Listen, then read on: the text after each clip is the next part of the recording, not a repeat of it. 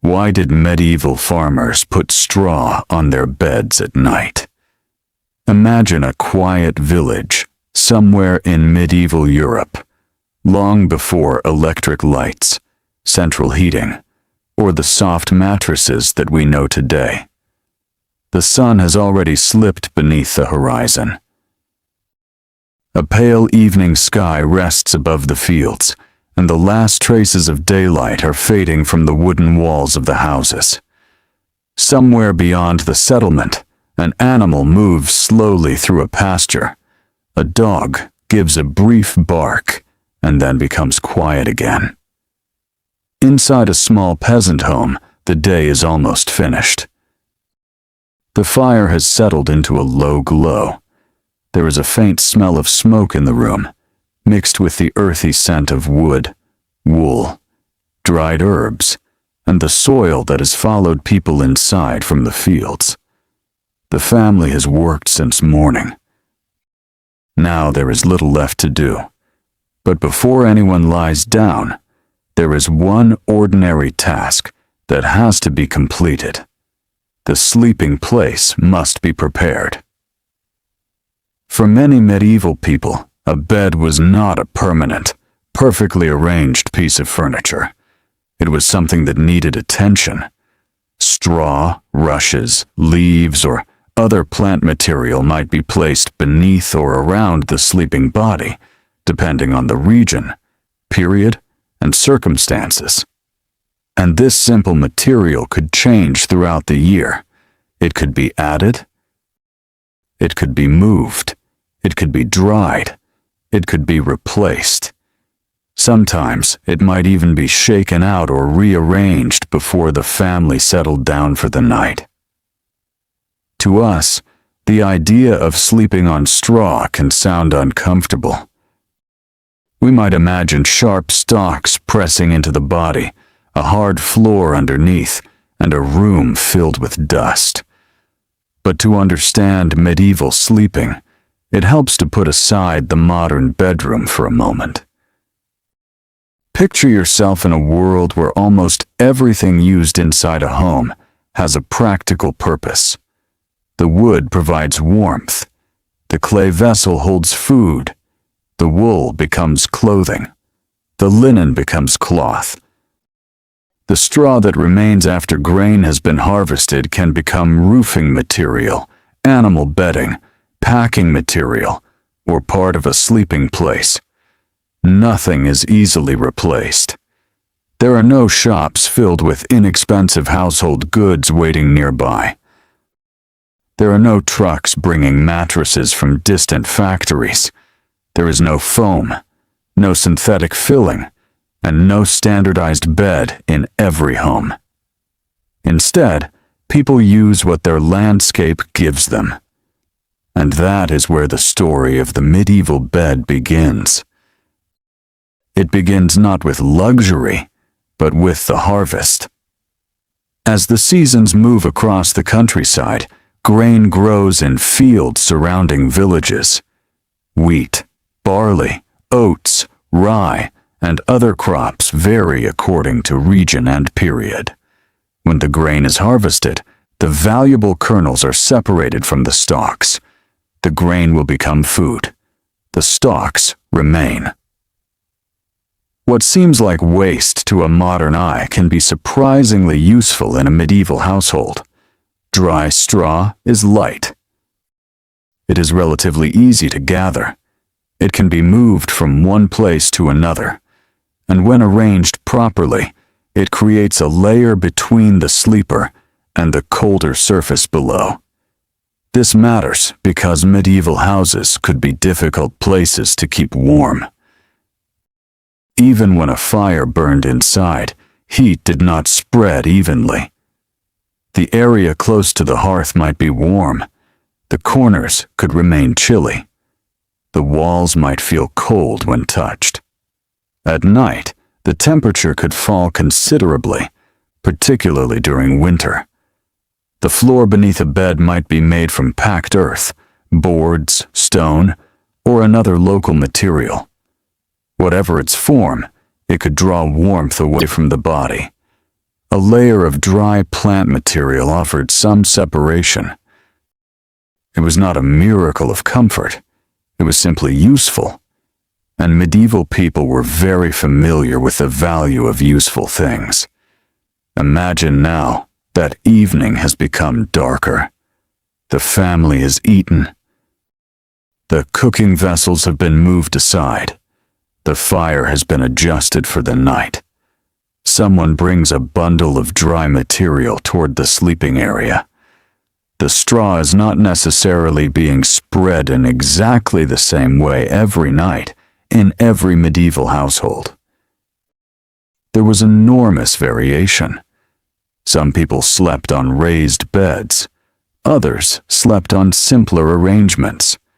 Some homes were better furnished than others. A wealthy household might have a substantial bedstead, mattress, blankets, sheets, and curtains. A poor rural household might have something far simpler. This difference is important. There was no single medieval bed. There was no single medieval peasant lifestyle. Medieval Europe stretched across centuries and landscapes. A farming family in England did not necessarily sleep in the same way as a family in northern France, Italy, Scandinavia, or the Iberian Peninsula. Even within one village, sleeping arrangements could differ according to wealth, household size, age, season, and circumstance. Still, plant material was an important part of many traditional sleeping arrangements. The word straw itself can sometimes create confusion. Straw is not the same as hay. Hay is grass, and other plants harvested primarily as animal fodder. Straw is the dry stalk left after cereal grains have been harvested and processed. The distinction mattered because the materials behaved differently. Straw stalks were relatively dry and stiff. Hay contained more leafy material and could be more suitable as animal feed. In a household economy where resources were carefully used, such distinctions were not merely academic. People knew their materials. They knew which plants were good for roofs. They knew which were good for animals. They knew which fibers could be spun. They knew which wood burned well. They knew which food stored through winter. And they knew what could make a sleeping place more tolerable. The preparation of a bed could therefore become part of the rhythm of domestic life. Morning arrived. Work began. The sleeping materials might remain where they were, or they might be disturbed as people moved around. During the day, the house became a place of cooking, repairing, spinning, caring for children, tending animals, storing food, and performing countless small tasks. Dust and debris could accumulate. Moisture could enter. Animals might share parts of the same building, although the exact arrangement depended heavily on the house. Clothing and household materials were exposed to smoke, dirt, and ordinary wear. Then evening returned. The sleeping place had to become a sleeping place again. This rhythm may seem strangely intimate. We tend to think of history through kings, battles, castles, laws, and great monuments. But most people who lived in the medieval world spent their lives doing things that rarely appear in grand historical narratives. They carried water, they swept floors, they repaired shoes, they gathered fuel, they prepared grain, they washed clothing when water and time allowed, they cared for children, they fed animals, they patched roofs, they cooked, they slept. And the bed was part of this quiet history. When we imagine a medieval peasant, we might picture someone working in a field beneath a gray sky. But the field was only one part of life. The home was another. and nighttime was another. After a long day of physical work, sleep was not an optional luxury. It was necessary. A person who had spent hours digging, plowing, cutting, carrying, threshing, spinning, or walking needed rest. The body needed somewhere to recover. So even a simple bed mattered. The materials beneath the body could influence warmth, dryness, and comfort. A thick layer could feel softer than bare earth. A well-prepared sleeping surface could help separate the sleeper from cold and dampness. And because straw was available after harvest, it could be renewed when necessary. This is one reason plant-based bedding was practical. It was not precious. If it became damaged or dirty, more could potentially be gathered. Of course, that does not mean medieval peasants changed all bedding every night. That would be an oversimplification. The popular image of medieval people constantly throwing fresh straw across their floors each evening does not describe every household. Historical evidence shows considerable variety in bedding practices. Some records mention straw-filled mattresses or similar materials. Others refer to beds, sheets, blankets, mattresses, bolsters, and coverings. Archaeological evidence from medieval sites can also reveal plant remains and household structures, although interpreting those remains requires care. A handful of straw found in a building does not automatically prove that someone slept on it. Researchers must consider the entire archaeological context. Was the material associated with a floor? Was it near a bed? Could it have come from roofing? Was it animal bedding? Was it used for packing? History often works this way. The simplest explanation is not always the correct one. And when we talk about medieval sleeping, it is especially important not to turn a varied world into a single picture. There were poor peasants. There were prosperous peasants. There were servants. There were artisans. There were merchants. There were monks. There were nobles. And even among people living in the same social class, household conditions could differ enormously. Still, the basic problem remained. How do you sleep comfortably when your house is cold? Your resources are limited, and manufactured bedding does not exist. The answer begins with the materials close at hand: straw, wool, linen, wood, animal skins, leaves or other plant materials in some contexts. Each had its own role, and sometimes they were combined. A mattress could be stuffed with available material. A blanket could be placed above. A sheet could provide a cleaner surface. A wooden frame could raise the sleeping area above the floor. The more prosperous the household, generally speaking, the more options it had. But even a modest family could make use of what was locally available. Now imagine the house at midnight. The fire has burned lower. The room is dark. The sounds of the village have almost disappeared. There might be wind moving against the walls. Perhaps rain taps softly against the roof. Perhaps winter has arrived, and the air inside is cold enough that people keep their coverings close. The family lies down.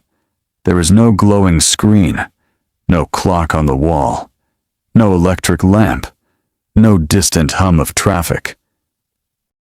Night is simply night, and the bed, however humble, becomes one of the most important places in the house. The straw beneath the sleeper does something very simple. It creates a layer. That layer can hold small pockets of air. Air, when trapped in dry material, can slow the movement of heat. The principle is familiar today. Modern insulation works in part by trapping air. Medieval people did not need a scientific theory of thermal conductivity to understand the practical result. They knew that dry materials could feel warmer than bare ground. They knew that thick coverings helped. They knew that a raised bed could be preferable to sleeping directly on a cold floor. They learned these things through experience. And experience was one of the great technologies of medieval life. A farmer did not need a laboratory to know when grain was dry enough to store. A shepherd did not need a thermometer to recognize changing weather. A householder did not need a scientific textbook to know that damp bedding was unpleasant. Knowledge lived in the hands. It lived in habits. It lived in repeated actions. It passed from parents to children. A child watching an older family member prepare the sleeping place might learn without anyone giving a formal lesson. This is how much everyday knowledge moved through medieval communities. Quietly. Practically. From one generation to another. The bed itself could also reflect the organization of the household. In a small home, several people might share sleeping space. Children could sleep with parents or siblings. Servants might have their own arrangements. In larger houses, different rooms could be used for different purposes. Privacy existed, but it was not organized according to modern expectations. Bedrooms were not always separate private spaces. A room could serve several functions during the day and become a sleeping area at night. This meant that bedding had to fit into the wider life of the household. A bed could be part furniture, part storage, part sleeping platform, and part symbol of household status. In wealthier medieval homes, beds could become elaborate, wooden frames could be carved, textiles could be expensive, curtains could surround the sleeping area. Feather beds were known in some places and periods.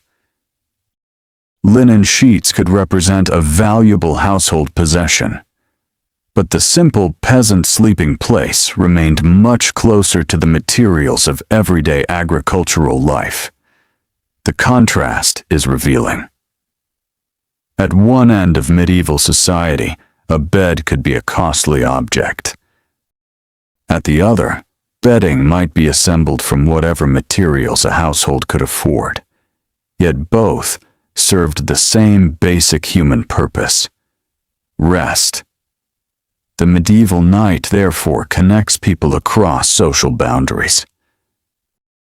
A nobleman and a field worker might have slept in very different surroundings, but both knew the same darkness. Both knew winter cold. Both knew the relief of lying down after a tiring day. Both understood the importance of warmth. And both lived under the same sky. There is something peaceful about remembering this. History can sometimes feel distant because the people of the past appear as names and dates. But when you imagine someone settling into bed after sunset, the distance becomes smaller. The details are familiar: tired muscles, a quiet room, the warmth of a nearby fire, the smell of smoke, the rough texture of cloth, the sound of wind outside, the desire for sleep. These things belong to human experience more than to any particular century. And so, as the medieval household slowly becomes quiet, the straw beneath the sleeper takes on a modest importance. It is not luxurious.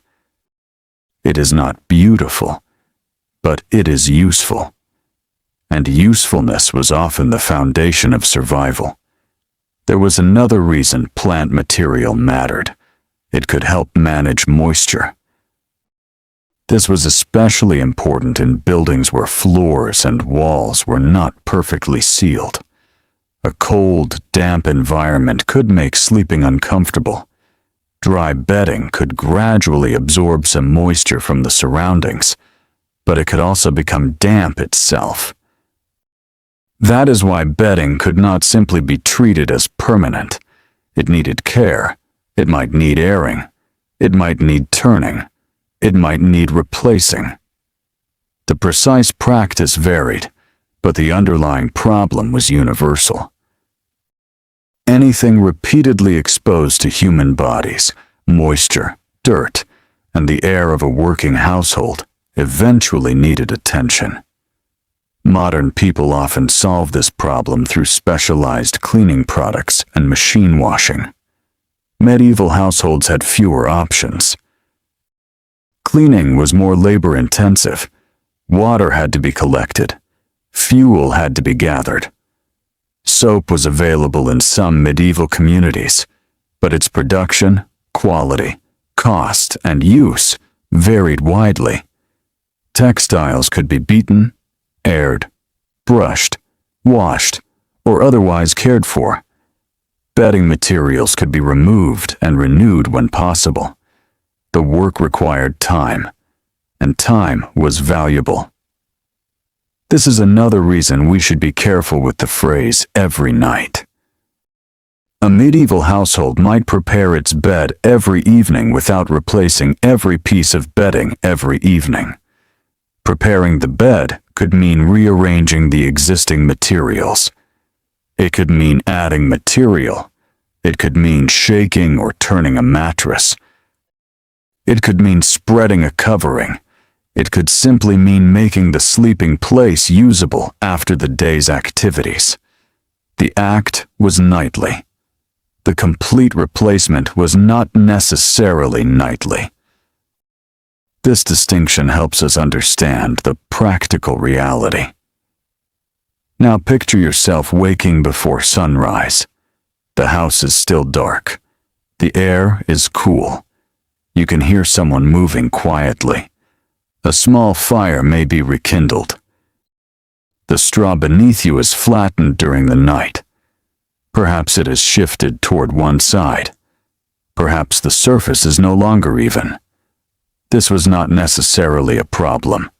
A sleeping surface made from loose plant material could be adjusted. Hands could move it. The material could be redistributed. The bed could be reshaped. This flexibility was useful. Unlike a modern mattress, which has a defined structure and is expected to retain its form, loose bedding could be manipulated. It could be thickened where needed. It could be compressed. It could be replaced gradually. The bed was therefore less like a single object and more like a small system of materials. Frame, mattress, stuffing, sheet, blanket, covering. Each part depended on what the household could obtain, and each part had a history of its own. Wool came from sheep. Linen came from flax.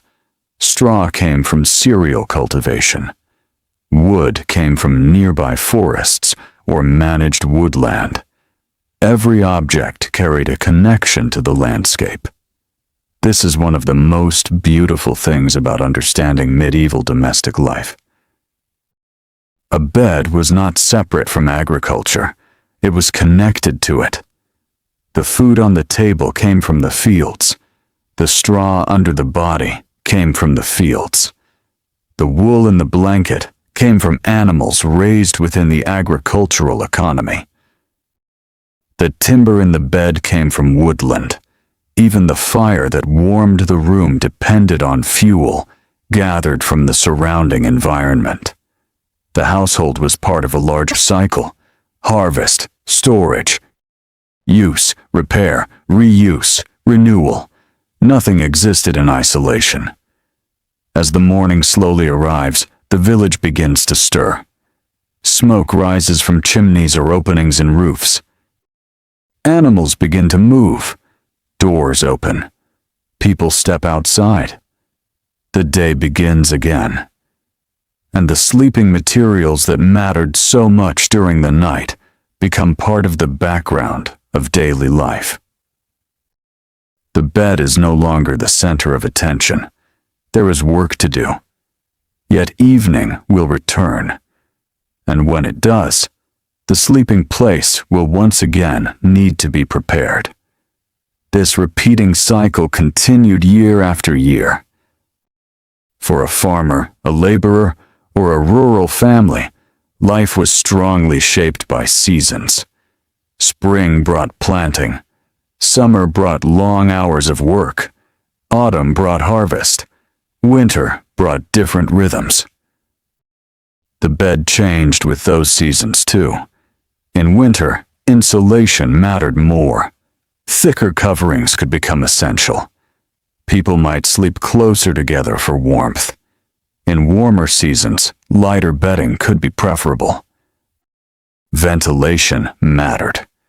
The materials available for bedding might also change, depending on local agriculture and household resources.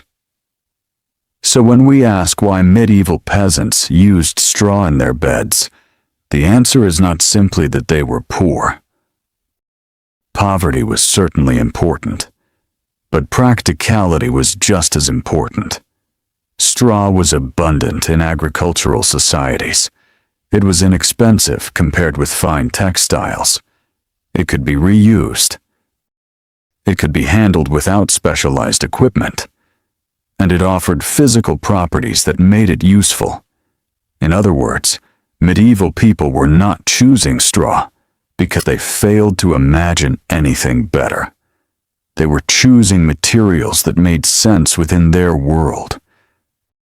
This distinction matters. The past should not be judged only by what it lacked. It should also be understood through what people knew how to make work. A medieval farmer did not look at a straw-filled mattress and necessarily think of it as an inferior version of a modern mattress. The modern mattress did not exist in their experience. Their standard of comfort was formed by the materials and possibilities around them. If a dry, well-arranged bed kept the body warm and allowed someone to sleep after a long day, it could be considered perfectly useful. And comfort itself was relative. People become accustomed to the physical environments in which they live. A person raised in a medieval village would not have expected the same softness, silence, temperature control, or privacy that a modern bedroom provides. That does not mean medieval people did not appreciate comfort. They certainly did. They valued good bedding. They valued warmth. They valued soft textiles when they could obtain them. They valued a dry house. They valued a good fire. They valued a bed that was pleasant to lie in. The desire for comfort is not modern. Only the methods have changed. There is evidence from medieval household inventories, legal records, literature, and other sources that beds and bedding could have meaningful value. A bed might be listed among household possessions. Bedding could be inherited. Textiles could be expensive enough to matter in wills. The more valuable the material, the more carefully it might be preserved.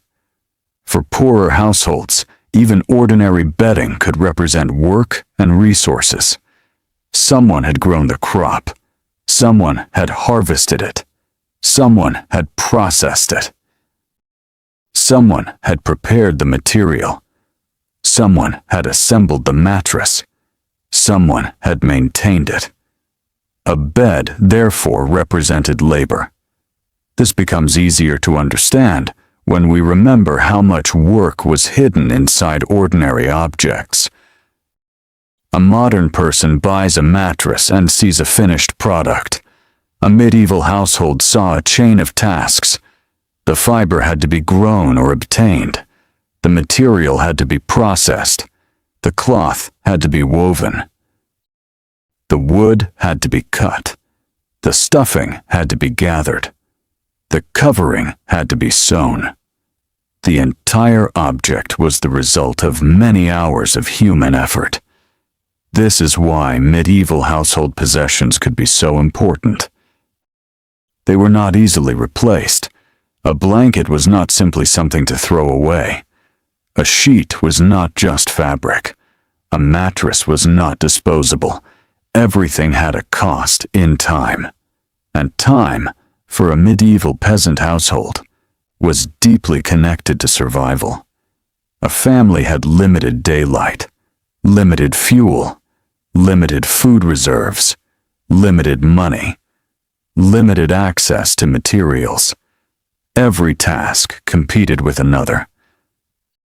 Preparing bedding, therefore, had to be simple enough to fit into the rhythm of life. Straw was well suited to that world. It could be gathered during agricultural work. It did not require elaborate manufacture before it could be used in basic ways. It could be moved easily. It could be renewed when necessary. And once it had served its purpose as bedding, it might find another use. This principle of reuse was everywhere. A worn cloth could become a rag. A broken wooden object could become fuel. Ash could have practical uses. Animal manure could become fertilizer. Nothing was wasted lightly. The medieval household existed in a world where waste could be expensive. So the straw under a sleeping body was part of a much larger system of resourcefulness. It came from the field. It passed through the household. It supported rest. And eventually it could return to another part of the agricultural cycle. The bed, like the house itself, was part of a living economy. Now let us return to the quiet room. The fire is nearly out. Outside, the village is dark. Someone adjusts the blanket. Someone shifts the straw beneath the mattress. The room settles again. There is a soft rustle, then silence. For a few hours, the work of the day is finished. The fields can wait. The animals are quiet. The tools have been put away. The household sleeps. And beneath them, simple plant fibers are doing something that people have needed for thousands of years. They are helping create a place to rest. Perhaps that is the deepest reason to remember this ordinary part of medieval life. The history of a civilization is not only found in its cathedrals and castles, it is also found in the materials people touched at the end of each day.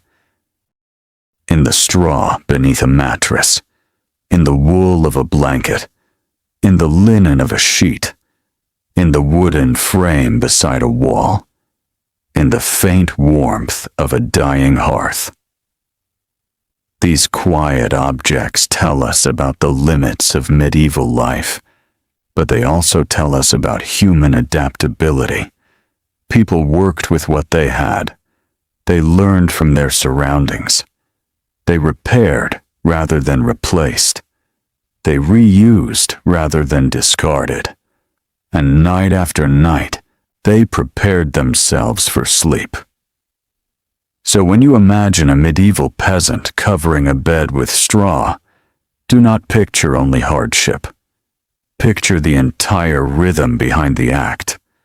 The harvest that produced the straw, the hands that gathered it, the household that stored it, the bed that received it, the tired body that finally rested upon it, and the morning that would eventually come.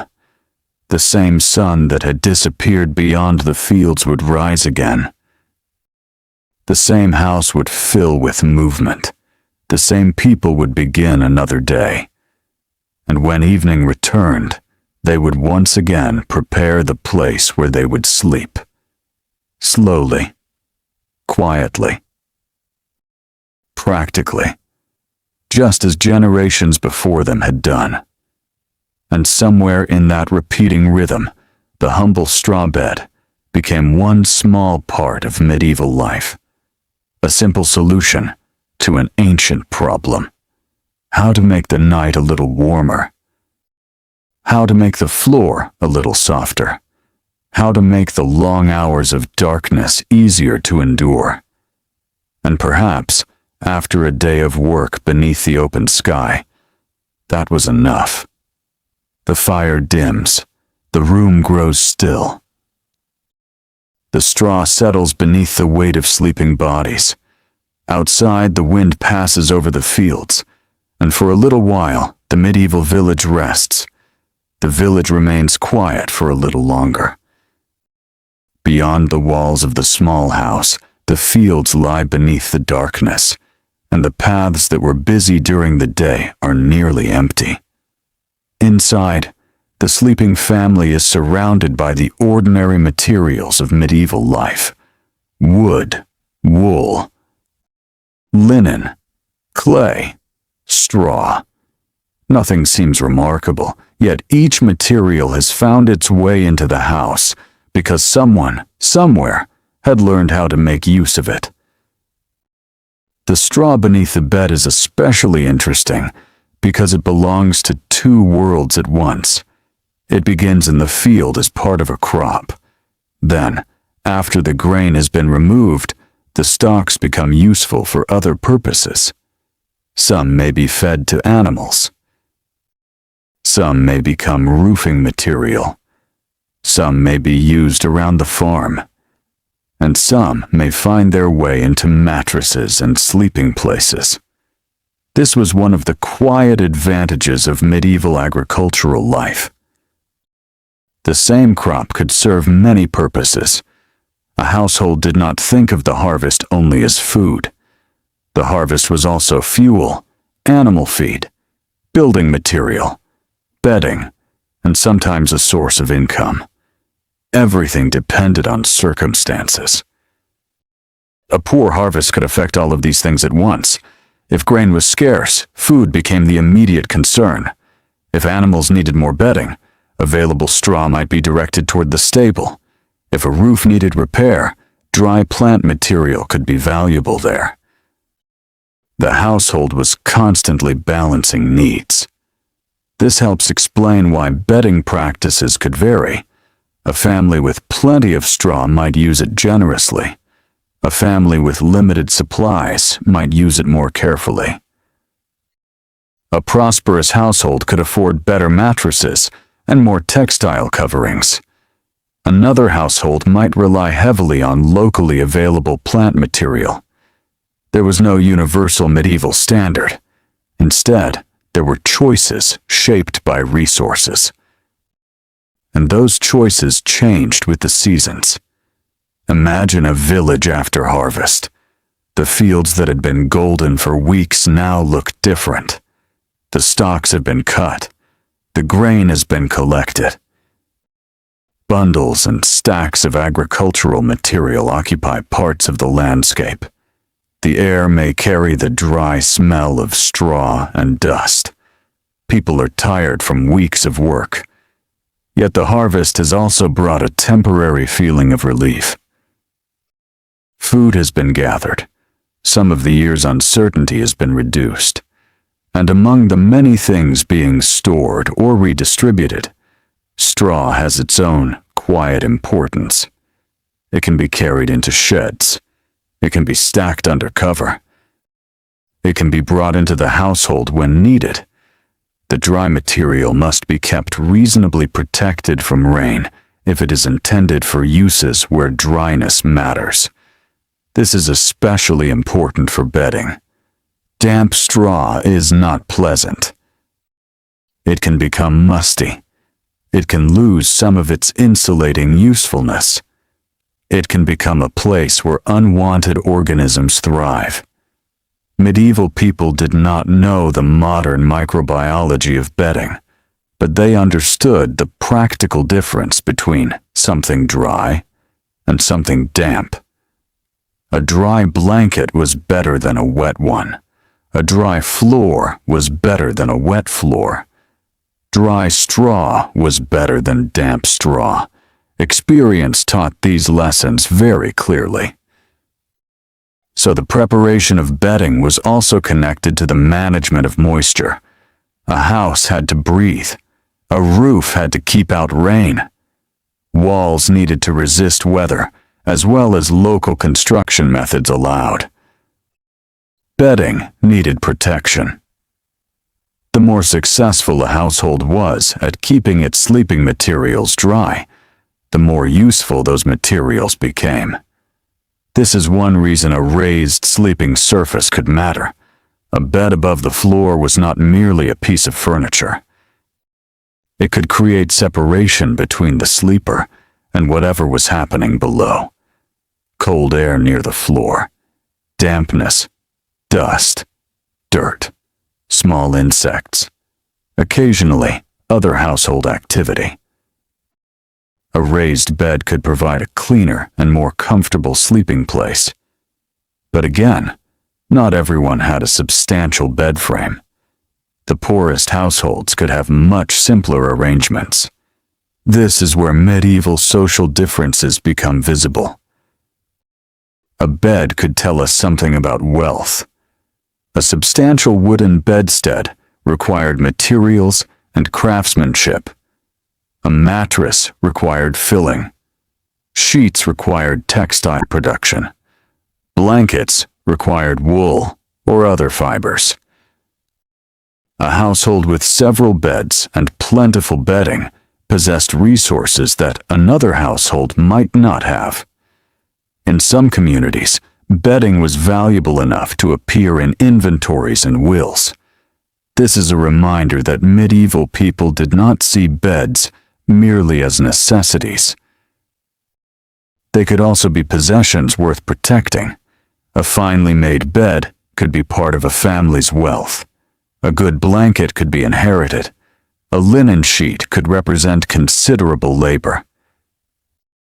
Even ordinary bedding had value because replacing it required work. When a modern sheet becomes worn, it is easy to buy another. In a medieval village, producing a new sheet could be a much larger undertaking. Flax had to be cultivated. It had to be processed. Fibers had to be prepared. They had to be spun. Thread had to be woven. The cloth had to be finished. And all of this took time. So a household might care for its textiles carefully. The same was true of wool. Sheep provided fleece. But fleece did not immediately become a blanket. It had to be prepared and worked. This labor reminds us that medieval comfort was built from thousands of small actions. The softness of a blanket was the final result of many hands. The warmth of a bed depended on materials that had traveled through fields, workshops, kitchens, and household rooms. Even the simple straw mattress was connected to agricultural labor. The bed therefore carried the countryside into the house.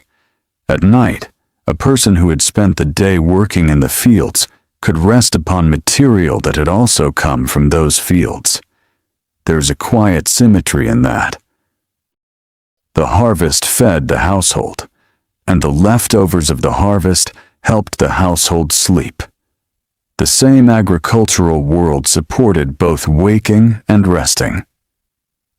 Now consider the question of insects. Medieval homes certainly had pests. Fleas, lice, bedbugs, mice, and other unwanted creatures were known in the medieval world. But it is important not to imagine every medieval bed as constantly crawling with insects. That would be another exaggeration. Pests existed, but their presence varied with living conditions, cleanliness, building design, season, and many other factors. People were aware of them. They sometimes used practical methods to reduce them. Bedding could be aired. Materials could be shaken. Clothing could be cleaned when possible. Certain herbs and plants were sometimes valued for their smells or practical household uses. But medieval people lacked many of the modern methods used today to control pests. There were no synthetic insecticides designed specifically for homes. There were no washing machines reaching high temperatures with the push of a button. There were no sealed mattresses designed to keep insects contained. Household life was more exposed to the surrounding environment. This did not mean people simply accepted everything. They noticed problems. They tried solutions. They learned what worked. A household might air its bedding on a dry day. A mattress could be moved. A bed could be cleaned. Old material could be removed. Fresh material could be added. These actions required labor, but they were practical. And labor was the currency of medieval household life. A task did not have to be complicated to be valuable. Sometimes, the most important work was repetitive: sweeping, fetching water, repairing, spinning, grinding, gathering fuel, preparing food, maintaining bedding.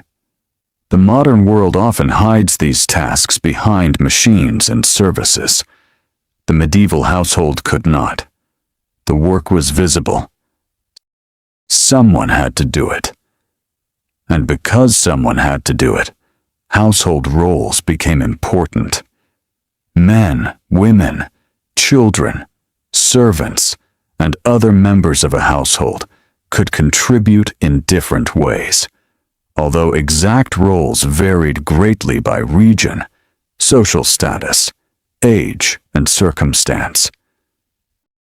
Preparing bedding could be part of this domestic labor. The task might be done by whoever was responsible for maintaining the sleeping area.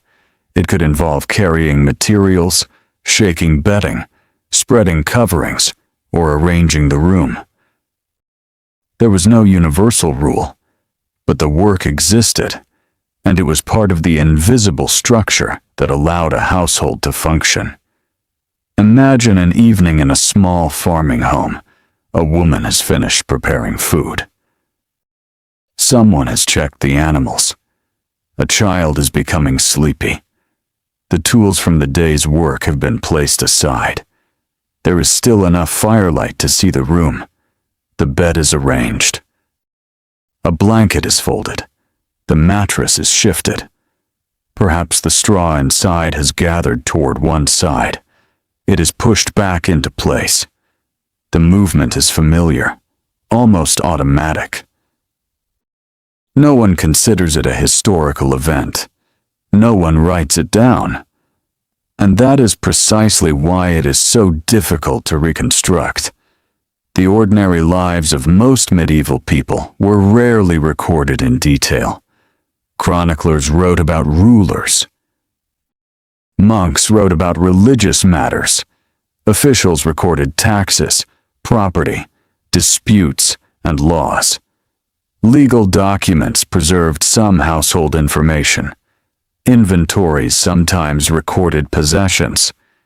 Archaeologists recover objects and traces. From these fragments, historians build a picture. But the nightly act of preparing a straw bed might never have been written down at all. It was too ordinary. And ordinary things are often the hardest things to see in history. We know that people slept. We know beds existed. We know mattresses and bedding were used in many medieval contexts. We know straw and other plant materials could be used for bedding. But the exact routine of a particular peasant family remains uncertain. That uncertainty is important. It allows us to tell the story honestly. We can imagine the setting. We can understand the materials. We can explain the practical reasons. But we should not pretend that every medieval household followed the same routine. The past was varied. Sometimes, the most accurate historical picture is not a single scene, but a range of possibilities. One family might sleep on a raised wooden bed. Another might use a simple mattress. Another might have a sleeping platform. Another might use a basic arrangement on the floor. A wealthier household might have several layers of textile bedding. A poorer household might have fewer. Geography mattered too. The climate of Northern Europe was not the same as that of the Mediterranean. Building traditions differed. Agricultural crops differed. Local materials differed. The availability of wool, flax, reeds, rushes, straw, and wood could differ. Even the shape of a house could influence sleeping arrangements. In some buildings, people and animals were housed under the same roof, although their exact separation varied. This arrangement could provide practical advantages. Animals produced heat. Keeping livestock nearby could make care easier, but also created smells, noise, and cleanliness challenges. A medieval peasant household often had to balance these competing needs. The smell of animals could enter the living space. Smoke from the hearth could remain indoors. Dust could settle. Moisture could accumulate.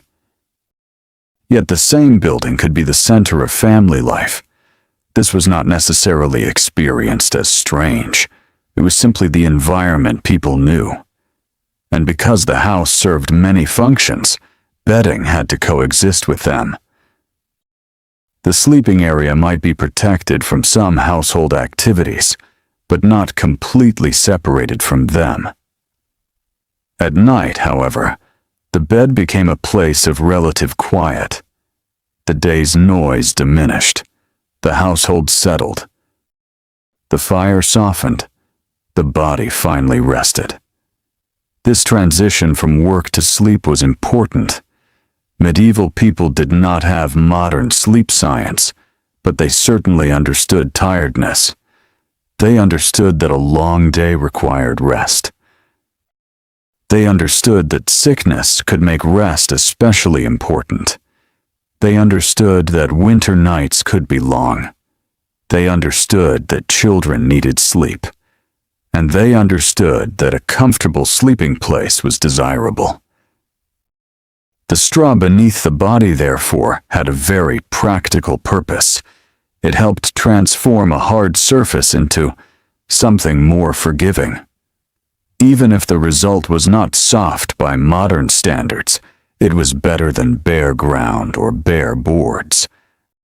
A mattress filled with straw could be adjusted.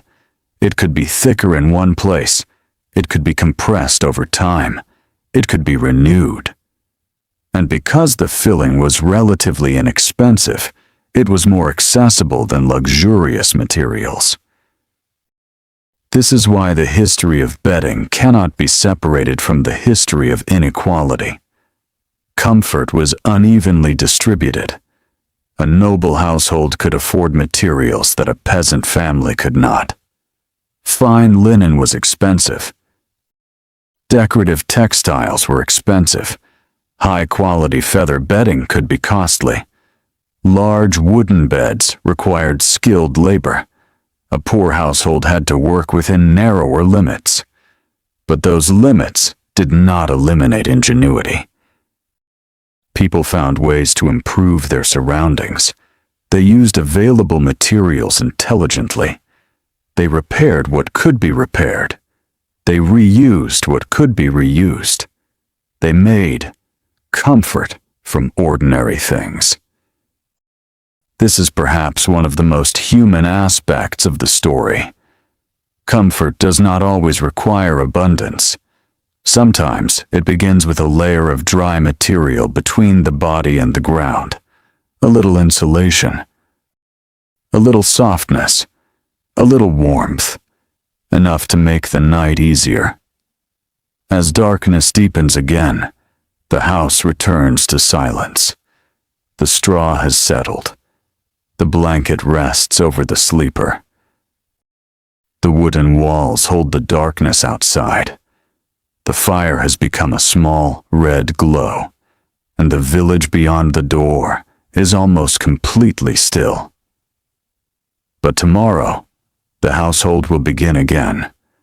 There will be bread to prepare, animals to tend, water to carry, fields to work, clothing to repair, tools to maintain, and eventually, another evening, another preparation for sleep. The bed will wait quietly through the day, and when the light fades, it will become important once more. This repeated cycle is one of the keys to understanding medieval life. The extraordinary events of history were rare. The ordinary events happened every day. People ate, worked, rested, talked, raised children, aged, slept, and prepared for another morning. The straw bed belongs to this quieter history. It tells us about agriculture. It tells us about household economy. It tells us about climate. It tells us about labor. It tells us about wealth. And perhaps most importantly, it tells us that medieval people were constantly adapting their environment to meet basic human needs. The bed was not simply somewhere to lie down. It was a small piece of technology, a practical arrangement of materials, a solution to cold floors and hard surfaces, a place where the body could recover. And like all technologies, it changed over time. Medieval Europe was not frozen in place. Beds changed. Houses changed. Textiles changed. Agricultural practices changed. Trade expanded. Urban life grew. Household wealth varied. Different regions developed different traditions. The simple straw-filled mattress existed alongside more sophisticated forms of bedding. A peasant village could contain objects produced locally and objects brought from distant places. Trade could introduce new materials. Craft production could improve. Household possessions could become more varied. By the later Middle Ages, some households possessed increasingly elaborate furnishings. But the basic principle remained. The bed had to provide a place for rest. And materials had to come from somewhere. Even the richest bed ultimately depended on the same physical world. Fiber, wood, animal products, human labor, time. The difference was how much of each could be obtained. This is why looking at a humble straw mattress can reveal something much larger. It shows us the relationship between people and resources. A medieval peasant did not live surrounded by infinite supplies. The landscape had limits. The household had limits. The harvest had limits. So practical decisions mattered. A stalk of straw was not simply a stalk of straw. It could become useful in several different places. That ability to see multiple uses in one material was part of everyday survival. And perhaps, as you lie quietly imagining the medieval room, you can begin to see why the humble bed mattered. Not because it was luxurious, not because it was perfect, but because after a day of work, it was home. The body could finally become still. The hands could stop. The feet could rest. The room could become quiet. And beneath the blanket, the dry straw provided a modest layer of warmth and softness. Outside, the night continued. The wind moved over the fields. A distant animal made a quiet sound.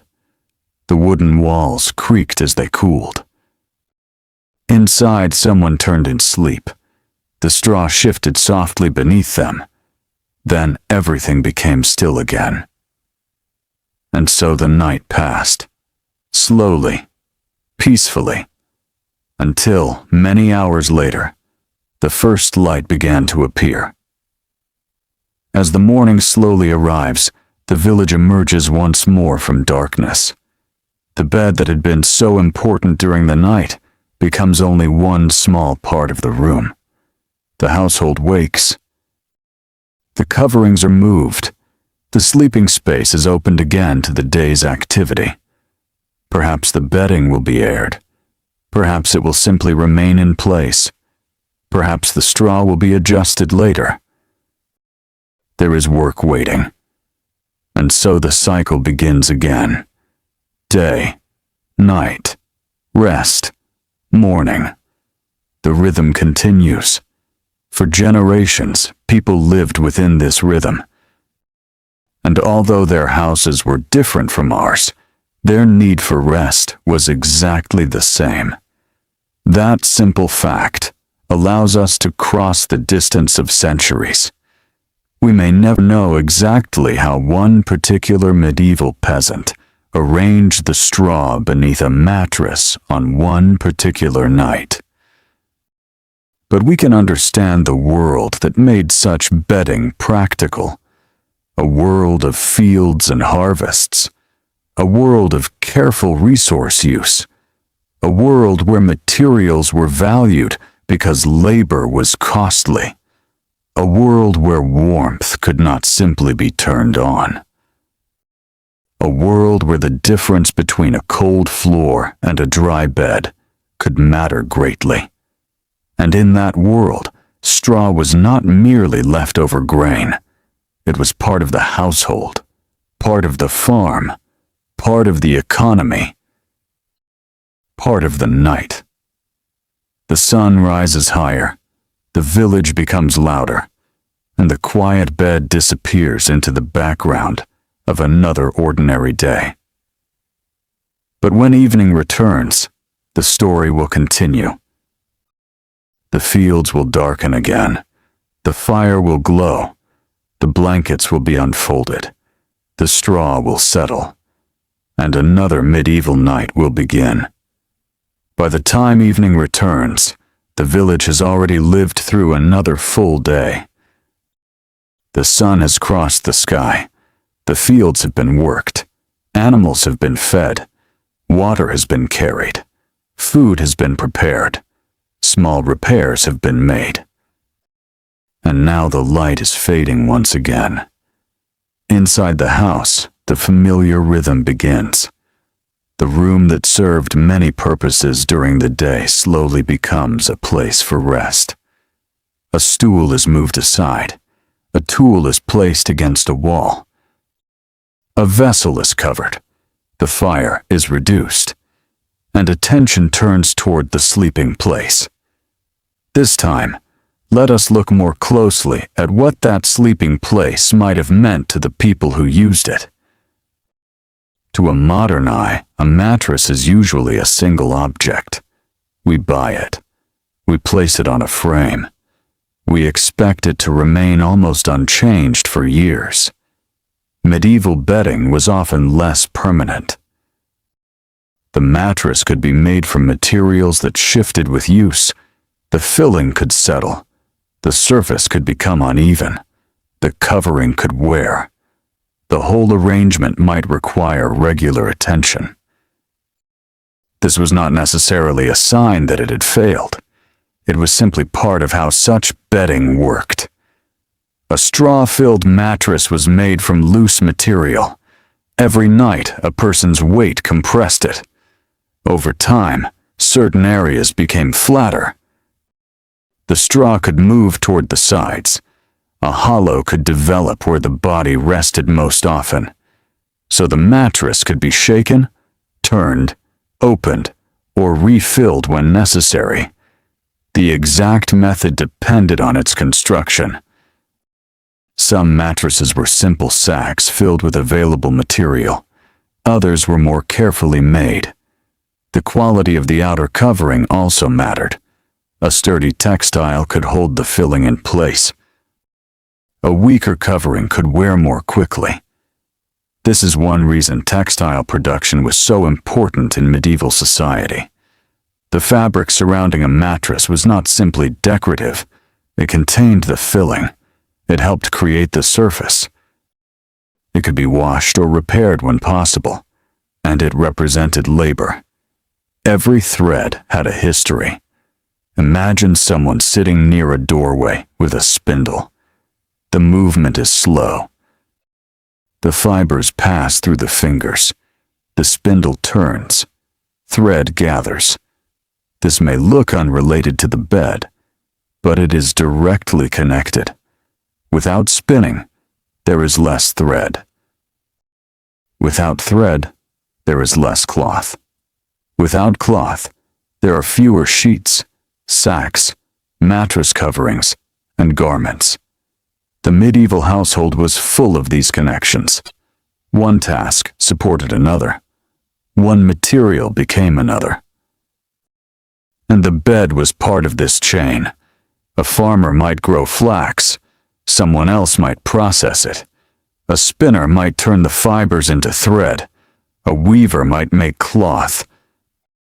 A household might acquire the cloth through local production or trade.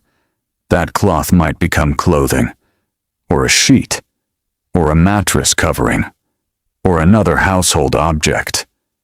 This is why everyday objects can tell us so much about medieval economies. A simple bed brings together agriculture, animal husbandry, textile production, woodworking, household labor, and trade.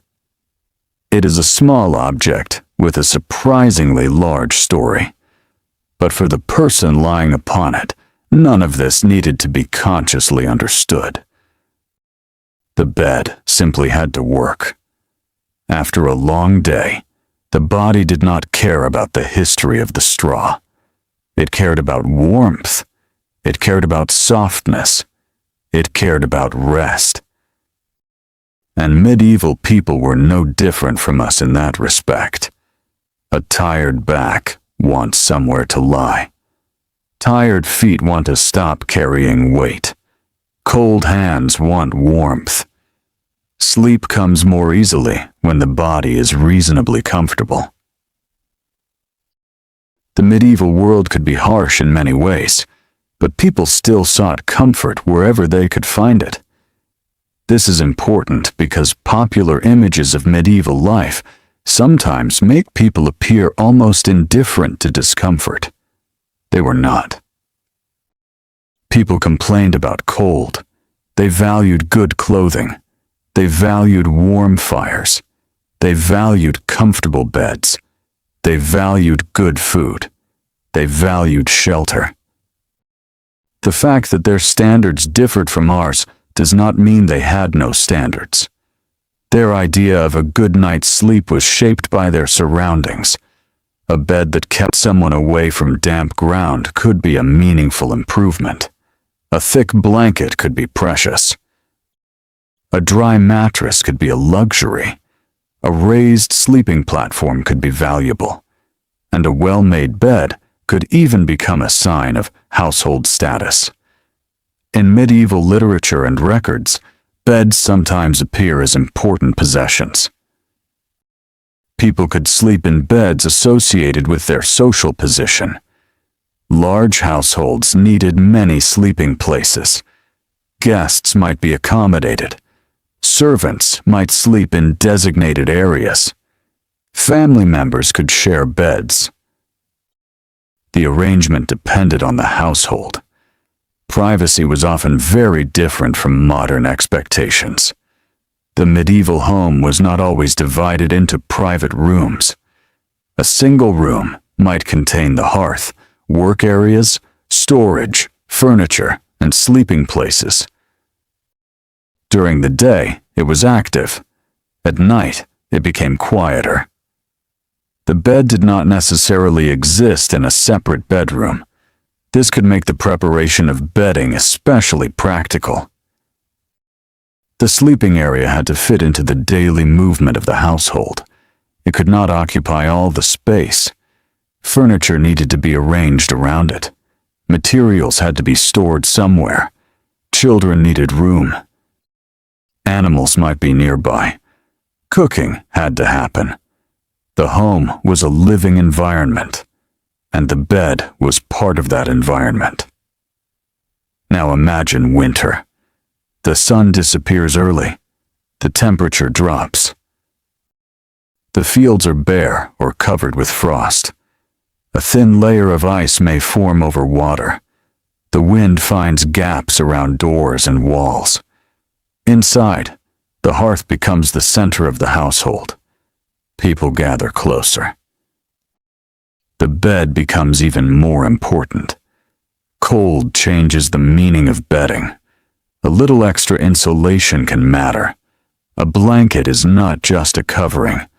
It is protection against the night. The straw beneath the body is not just padding. It creates distance from a cold surface. The mattress itself can hold air within its dry material. The bedstead, when present, raises the sleeper above the floor. Together, these small improvements can make the sleeping environment more tolerable. There is nothing mysterious about this. It is simply practical physics, understood through experience. A cold surface draws heat away from the body. A dry insulating layer slows that process.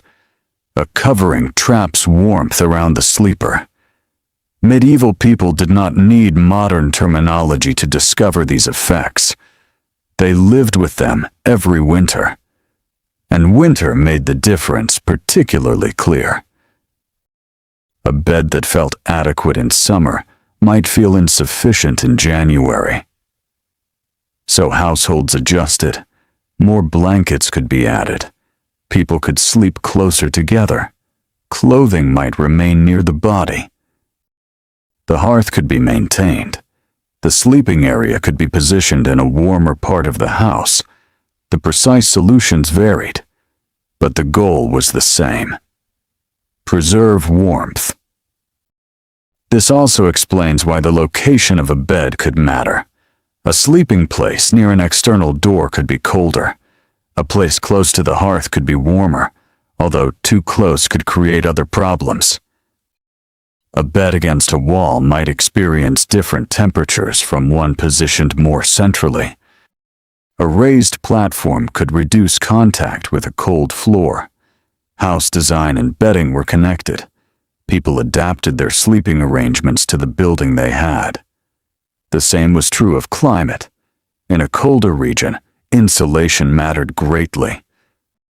In a warmer region, ventilation could be more important. In humid areas, keeping bedding dry could be challenging. In dry climates, dust could be more noticeable.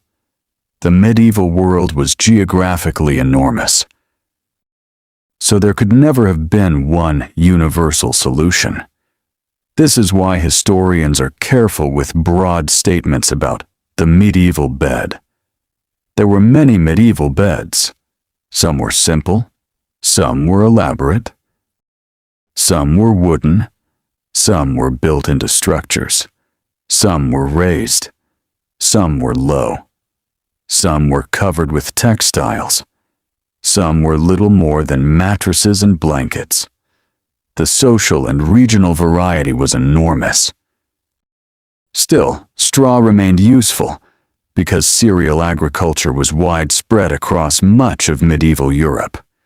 Where grain was grown, straw existed. And where straw existed, people found ways to use it. This is one of the quiet patterns of pre-industrial life. Availability shapes technology. People do not usually invent household solutions from materials they cannot obtain. They look around. They see what grows nearby. They notice what survives the harvest. They learn what can be dried. They learn what can be woven. They learn what can be packed. They learn what can be burned. And gradually, ordinary materials acquire many uses. Straw is a good example. It can serve as thatching. It can provide animal bedding. It can be mixed into building materials. It can be used for packing. It can be used in household applications. And it can become mattress filling. The exact uses vary by place and period. But the principle is consistent. A material becomes valuable because people know how to use it. This also means that the quality of straw mattered. Not every stock was equally suitable for every purpose. Dryness mattered. Cleanliness mattered. The type of plant mattered. The way it had been harvested and stored mattered. The household had to make choices. A person preparing bedding would notice whether material was too damp, too coarse, too broken down, or otherwise unsuitable. This was practical knowledge. It did not come from written manuals. It came from experience. A child might learn it by watching. A young person might learn it through work. An older person might teach others. And over many years, the household accumulated knowledge about materials. This knowledge was part of the invisible technology of medieval life. We tend to think of technology as metal tools, machines, or large inventions. But technology also includes methods. Knowing how to preserve food is technology. Knowing how to construct a roof is technology. Knowing how to spin fiber is technology. Knowing how to make a comfortable mattress from available materials is technology. The medieval world was filled with such knowledge, and much of it was never written down. It was simply practiced. Now consider what happened when bedding became old. Eventually, straw would lose its usefulness. It could become compressed. It could become dusty. It could become damaged. It could absorb moisture. It could become unpleasant. At some point, replacement would be necessary. But replacement did not necessarily mean throwing everything away at once. Materials could be removed gradually. Old filling could be taken out. Fresh material could be added. The covering could be repaired. The mattress could be reused. And old plant material might be redirected elsewhere. Again, the medieval household was built around reuse. This was not an environmental philosophy in the modern sense. It was economic necessity. A person who had worked hard to obtain something did not discard it casually. Every resource had a cost. Even straw required labor. It had to be collected. It had to be transported. It had to be stored. If it was used as bedding, it had already passed through the agricultural cycle. So when it was no longer suitable for sleeping, another use could still be possible. This is why waste was often minimized. A worn material could move from one purpose to another. The process might continue until little useful value remained. This way of thinking was natural in a world where manufactured replacements were rare. The same principle applied to clothing. A worn garment might be patched. A damaged section could be cut away. Fabric could be reused.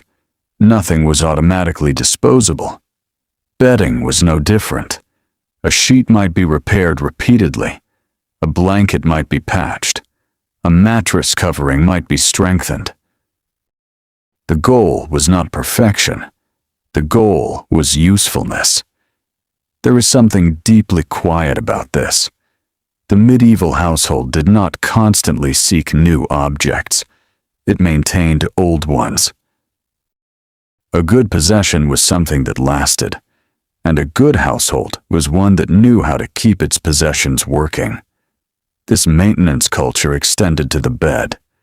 The bed was not finished when it was first assembled. It needed care. The straw had to be managed.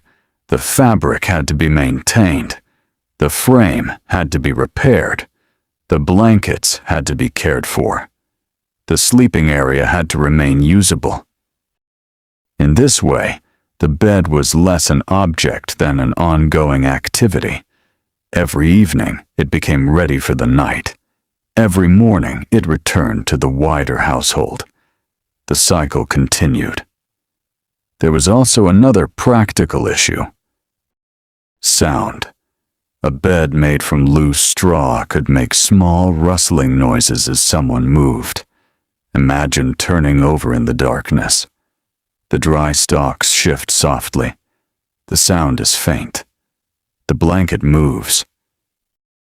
The wooden frame gives a small creak. Then silence returns. These sounds would have been familiar. Medieval nights were not completely silent. Animals moved. Roofs creaked. Wind passed through trees. Rain touched thatch. Doors shifted. People coughed. Children cried. A dog barked. The natural world continued while people slept. There was no expectation that a bedroom would be perfectly quiet. The soundscape was different, and perhaps the soft rustle of straw simply became another ordinary nighttime sound. The smell would have been different, too. A medieval house could contain many scents. Smoke from the hearth, cooking, dried herbs, wool, linen, wood, soil, animals, straw, human bodies. Some smells would be pleasant, others would not. Modern homes are often designed to separate these smells. Ventilation systems move air. Bathrooms are enclosed. Garbage is removed. Laundry is washed frequently. Bedrooms are isolated. Medieval homes were generally less compartmentalized. The household existed in a closer relationship with its materials. This does not mean medieval people were unaware of unpleasant smells. They certainly noticed them. Historical texts sometimes complain about odors.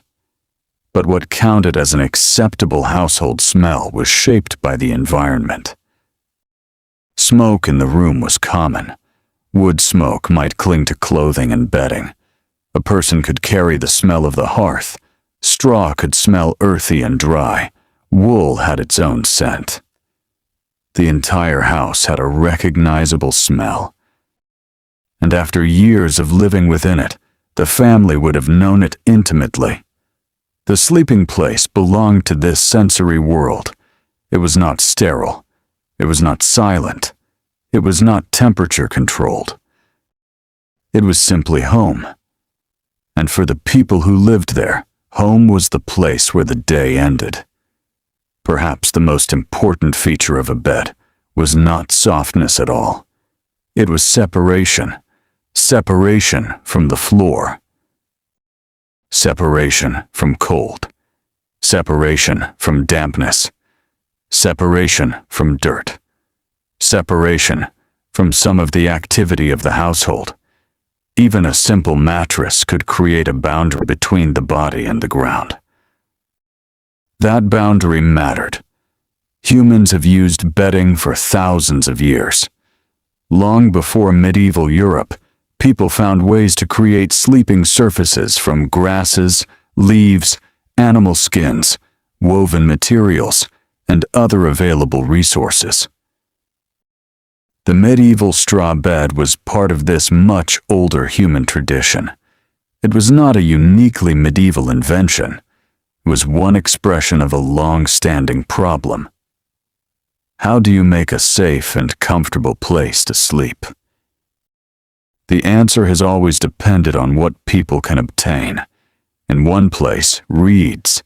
In another, animal skins. In another, woven mats. In another, straw. In another, wool. Modern mattresses are simply a much later stage in the same long search for comfort. This makes the medieval bed feel less strange. The materials are different. The expectations are different. But the purpose is familiar. Rest. Now the fire is becoming low again.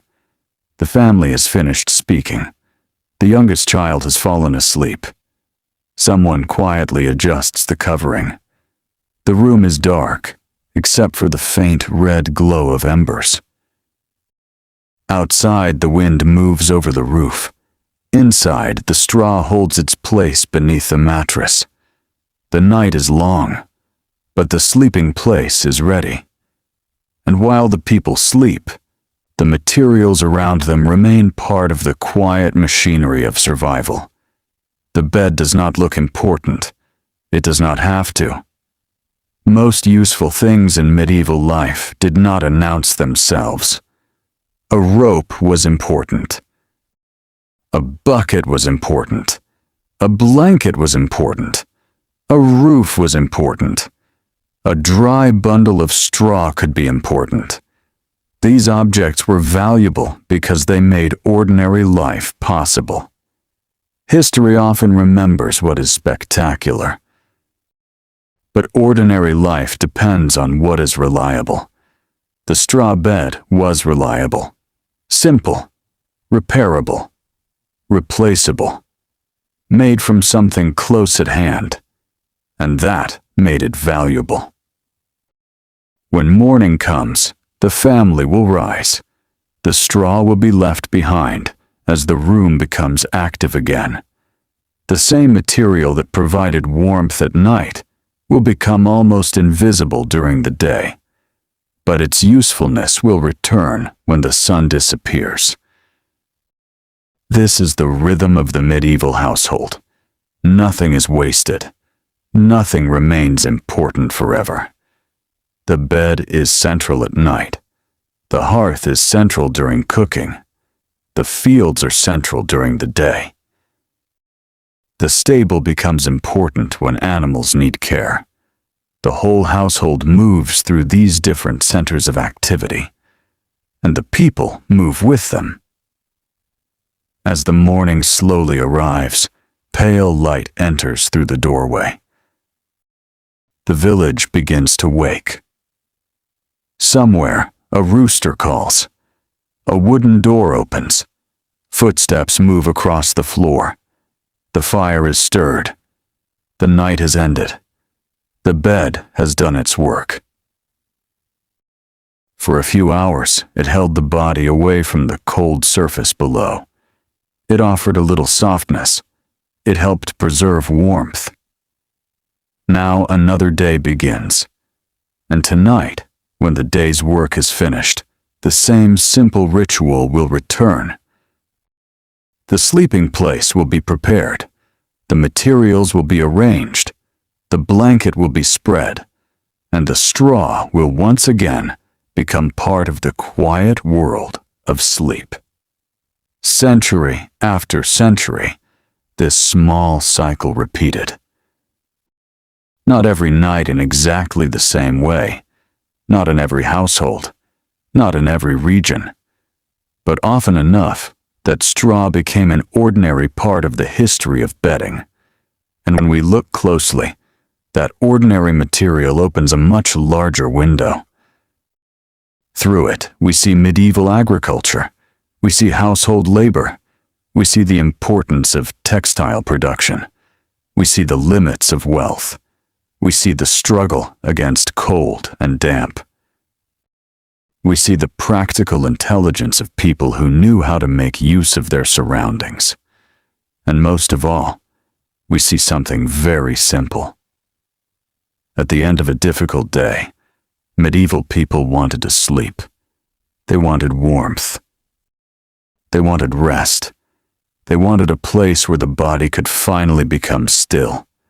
The centuries between their world and ours are enormous. Yet that desire has hardly changed. The room grows quiet once more. The straw settles beneath the mattress. The blanket rises gently with each breath. Outside, the fields wait for another morning. And inside, the household sleeps. The darkness settles gently over the village again. Another day has passed. almost unnoticed beneath the larger movement of the seasons. The fields have changed. The weather has changed. The people have grown older. Children who once slept close to their parents have grown tall enough to work beside them. Yet the evening rhythm remains familiar. As daylight fades, the household begins preparing for another night. The bed waits quietly in the corner of the room. Perhaps it is raised on a simple wooden frame. Perhaps it is closer to the floor. Perhaps the mattress is stuffed with straw or another locally available material. Perhaps blankets have been folded nearby. Whatever its exact form, it represents something that every household needs. A place to rest. And tonight, instead of looking only at the straw itself, we can follow the people who had to care for it. Because a medieval bed did not remain comfortable by itself. It needed attention. It needed maintenance. And sometimes it needed to be rebuilt. The straw inside a mattress did not remain fresh forever. With repeated use, it could become compressed. The stalks could break. The filling could lose its shape. Dust could accumulate. Moisture could become a problem. So eventually, someone had to open the mattress or otherwise remove some of the old material. Fresh material could then be added. This was not necessarily an annual ritual everywhere. There was no universal medieval timetable. Some households might replace bedding more often than others. Some might have more resources. Some might tolerate worn bedding for longer. The important point is that bedding was treated as something that could be maintained and renewed. This is another difference between medieval household life and our own. Today, we tend to think of a mattress as a finished object. A medieval person could think of a mattress more like a container. The outer covering held the filling. If the filling became unsuitable, the filling could be changed. The covering might remain. This made the bed adaptable. The material inside could change without rebuilding everything. And that was useful in a world where resources were limited. Imagine the household preparing new bedding after harvest. The straw is dry. The weather is clear. Bundles have been gathered and stored. Someone carries a portion toward the house. The material is light but bulky. It rustles as it moves. The smell is dry and earthy. Inside, the mattress covering is inspected. A seam may need repair. A small tear is sewn. The old filling is removed. Fresh material is packed inside. The mattress gradually becomes fuller again. The process is not glamorous. There is no ceremony, but it improves the sleeping place. And that is enough. This kind of work reveals something important about medieval life. People did not simply accept discomfort when they could reduce it. They used their knowledge and labor to improve everyday conditions. They made beds softer. They made houses warmer. They made clothing thicker. They made roofs stronger. They found ways to preserve food. They developed methods for storing grain. They built ovens and hearths. The medieval world was full of practical problem solving. Sometimes that problem solving looked very simple. Sometimes it involved sophisticated craftsmanship. The straw bed belonged to the simple end of that spectrum. But simple does not mean unimportant. A basic solution can be extremely effective. The mattress creates a barrier. The stuffing provides some softness. The blanket holds warmth. The frame, when present, raises the sleeper. Together, these parts form a system. No single piece has to do everything. This idea is common in household technology. A roof keeps rain out. A wall blocks wind. A fire provides heat. Clothing keeps the body covered. Bedding protects the body during sleep. Medieval comfort came from layers. Layers of materials. Layers of clothing. Layers of bedding. Layers of walls and roofing.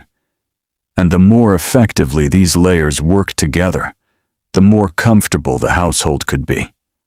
This becomes especially clear during winter. Imagine stepping outside after sunset. The air is cold. The ground feels hard. The fields are quiet. Your breath may be visible in the darkness. You quickly understand why sleeping directly on the ground would be unpleasant. Inside the house, the difference between the floor and the bed becomes meaningful. Even a modest mattress can help. The straw does not generate heat. It simply reduces the rate at which body heat is lost to the surface below. That distinction is important. Medieval people did not have heating systems that maintained a constant indoor temperature. Their warmth came from several sources: the hearth, clothing, blankets, human bodies, the design of the building, and the insulation provided by bedding. Every layer mattered. The fire might warm the room during the evening. The bed would then help preserve the warmth of the body through the night. A blanket could trap warm air around the sleeper. The mattress could reduce contact with the cold surface. The walls and roof could block some of the wind. Together, these measures created a tolerable sleeping environment. Of course, not every household achieved the same level of warmth. Poverty could make winter dangerous. Fuel was valuable. Food supplies could become limited. Illness was common. A poorly built house could be difficult to heat. The quality of bedding could make a real difference. This is one reason historians should resist romanticizing medieval life. There was ingenuity. There was resourcefulness. There was also genuine hardship. A straw mattress could be useful and still be uncomfortable. A blanket could provide warmth and still be insufficient. A fire could warm a room and still leave cold corners. People adapted, but adaptation did not eliminate difficulty. This balance is important. The medieval past was neither a fantasy of rustic simplicity nor a single story of misery. It was a human world.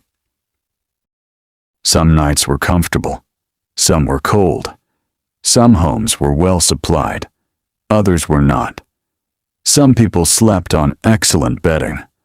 Others had little.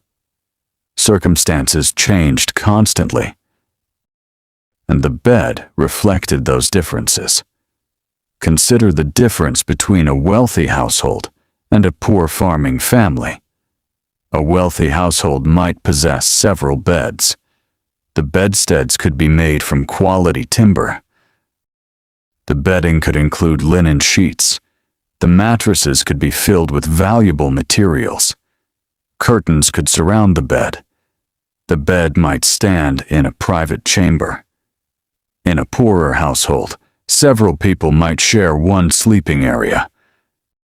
The bed might be simple. The mattress might rely heavily on straw. The coverings might be fewer. Privacy might be limited. This difference could be visible in household inventories. Beds and bedding sometimes appear among possessions that were considered valuable. The very fact that they were recorded tells us something. People cared about them. A bed was not merely a background object. It could represent wealth, comfort, and status. In some contexts, a well-furnished bed was one of the more valuable things a household owned. This also explains why bedding could be inherited. A blanket could pass from one generation to another. A bedstead could remain in a family. Textiles could be carefully preserved. The material itself might be valuable. But inheritance was not only about money. Household objects carried memories. A bed could belong to a family for many years. It might be repaired again and again. Children might eventually sleep in the same bed their parents had used. The object changed through use, yet it remained part of the household. This gives the medieval bed another dimension. It was not simply furniture. It could be part of a family continuity. The room itself might change around it. Walls could be repaired. Furniture could be replaced. Children could grow. But the bed could remain. And perhaps, in the quietest way, that made it familiar. There was also a social dimension to sleeping arrangements. People did not always sleep alone. In many medieval households, beds were shared. This could involve spouses, siblings, children, or other members of the household. The arrangement depended on space and circumstance. Modern ideas of personal space were not identical to medieval ones. A family might live in a small house where privacy was limited. A bed could therefore be a shared space. The warmth of several bodies could even be practical during cold weather. A household had to make use of what it had. This does not mean people had no sense of privacy. It simply means that privacy was organized differently. The sleeping room was often less isolated. A person could hear the household around them. Someone might wake when another person moved. A child might cry. A fire might crackle. An animal might make a sound outside. The night was communal, and the bed existed within that communal environment. This also makes the use of straw easier to understand. The sleeping surface had to withstand repeated use. It had to be repairable. It had to be practical. It had to fit into a household where several people might depend on it. Straw was suited to this kind of flexibility. If the filling became compressed, more could be added. If a section became uneven, it could be redistributed. If the material became unusable, it could be replaced. This was far easier than replacing a modern mattress. The mattress was partly a material system, not a sealed product. That meant the household could work on it. This kind of repair culture was common throughout medieval life. Shoes were repaired, clothes were patched, tools were sharpened. Baskets were rewoven, furniture was fixed, buildings were maintained. Bedding was no different. The object remained useful because people continued to care for it. This relationship between people and possessions is easy to overlook. In modern life, many objects are designed for replacement. When something stops working, we often buy another. Medieval households had fewer choices. Repair was often the first response. The skill of repairing something could be as valuable as the skill of making it. A person who knew how to sew a seam could extend the life of a sheet. Someone who could repair a wooden frame could extend the life of a bed. Someone who knew how to prepare straw could improve a mattress. Small skills accumulated, and these skills supported household stability. There was another reason the bed mattered. Sleep was one of the few times when a person was physically separated from daily work. During the day, the body was constantly active. Hands worked, feet walked, backs bent, Eyes watched, ears listened. At night, everything slowed. The bed created a boundary between activity and rest. Even a simple mattress could help signal that the day was over. The household moved from work towards sleep.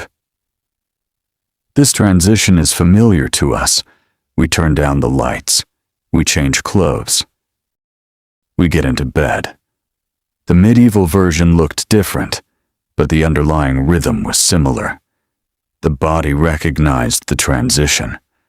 The house became quieter. The fire was reduced. The bed was prepared. Sleep followed. Imagine lying down after a day spent working in a field. The muscles in your shoulders are tired. Your hands are rough. Your feet have carried you across uneven ground. You hear the soft movement of someone nearby. The straw beneath you shifts slightly. The blanket settles. The air is cool against your face. Then the room becomes still. You do not need a perfect mattress. You simply need enough comfort to let the body relax. And perhaps that is why the humble straw bed survived for so long. It met a basic need. It was inexpensive. It was available. It was adjustable. And it could be repaired. Now, we can look at another important part of the story. Straw was not always the only material used for bedding. Other plant materials could be used depending on location. Rushes and reeds were known in many parts of Europe. Leaves and other natural materials could also be used in some circumstances. The precise choice depended on what was available and suitable. This is another reason we should not imagine every medieval bed as identical. Local ecology mattered. A community near wetlands had access to different plants from a community in a dry upland region. A coastal area had different resources from an inland farming village. Trade could also change what was available. A wealthy household might obtain materials from far away. A poor household was more likely to rely on what could be produced locally. Geography, therefore, influenced comfort. The landscape around a house helped determine what could be placed inside it. This relationship between landscape and household technology is one of the most interesting aspects of medieval history. The environment was not simply a background. It was a source of materials. The forest supplied timber. The fields supplied grain and straw. The animals supplied wool, hides, feathers, and other products. The wetlands supplied reeds and rushes. The soil supplied clay. The household transformed these materials into objects. The bed was one result. This means that when a medieval person lay down at night, they were physically surrounded by the landscape. The wood beneath them came from trees. The straw came from fields. The wool came from sheep. The linen came from plants. The fire came from fuel gathered from the land. The house itself came from local materials. The boundary between nature and household was much less distinct than it is today. Modern homes contain materials from around the world. A mattress may contain synthetic foam produced through industrial chemistry. The frame may be manufactured in a factory. The fabric may come from another continent. The product may travel thousands of miles before reaching a bedroom. A medieval bed was often much more local. Its materials might come from within a few miles. Its manufacture might happen within the community. Its repair might happen inside the house. This made the bed part of a local economy. And local economies were built around relationships. Farmers exchanged goods. Craftspeople produced objects. Markets connected villages and towns. Households bought and sold. Taxes were paid. Rent was collected. Labor was exchanged. The bed existed within this network. A peasant family might produce some of its bedding and acquire other parts through trade. A local weaver might make cloth. A carpenter might make a bed frame. A farmer might supply straw. A merchant might bring higher quality textiles. Even simple bedding could therefore connect the household to wider economic activity. As the medieval period progressed, these networks could become increasingly complex. Towns grew. Markets expanded. Long-distance trade became more significant. New goods reached different regions. Household possessions could become more diverse. But the countryside remained central. Most medieval Europeans lived in rural communities for much of the period. Agriculture shaped their lives, and straw remained closely connected to agriculture. The bed, therefore, remained connected to the field. A person might spend the daylight hours harvesting grain, and later sleep upon the material left after that grain had been processed. There is something almost circular about this. The field supports the body while awake. The same field provides material that supports the body while asleep. Work and rest are linked. Day and night are linked. Harvest and household are linked. Nothing exists entirely separately. The night grows deeper. Perhaps rain has begun outside. Drops touch the roof. The sound is soft and repetitive. Inside, the straw mattress remains dry. The blanket is pulled closer. The room is darker now. The household is sleeping. And while the people rest, the bed silently continues its work. This is the kind of history that rarely receives much attention. No king is involved. No battle is being fought. No cathedral is being built. Nothing dramatic is happening. Yet this quiet moment may be closer to the everyday reality of medieval life than many famous historical events. Most people spent most of their lives doing ordinary things, and ordinary things shaped their experience of the world. The quality of their bed affected their sleep. The quality of their sleep affected their ability to work. Their ability to work affected the household. The household affected the farm. The farm affected the village. And the village was part of a larger economy. A small object could therefore have consequences far beyond itself. This does not mean the straw bed was a major historical force. It simply means that daily life is built from connected details. A society works because countless small systems work. Food, shelter, clothing, tools, water, sleep.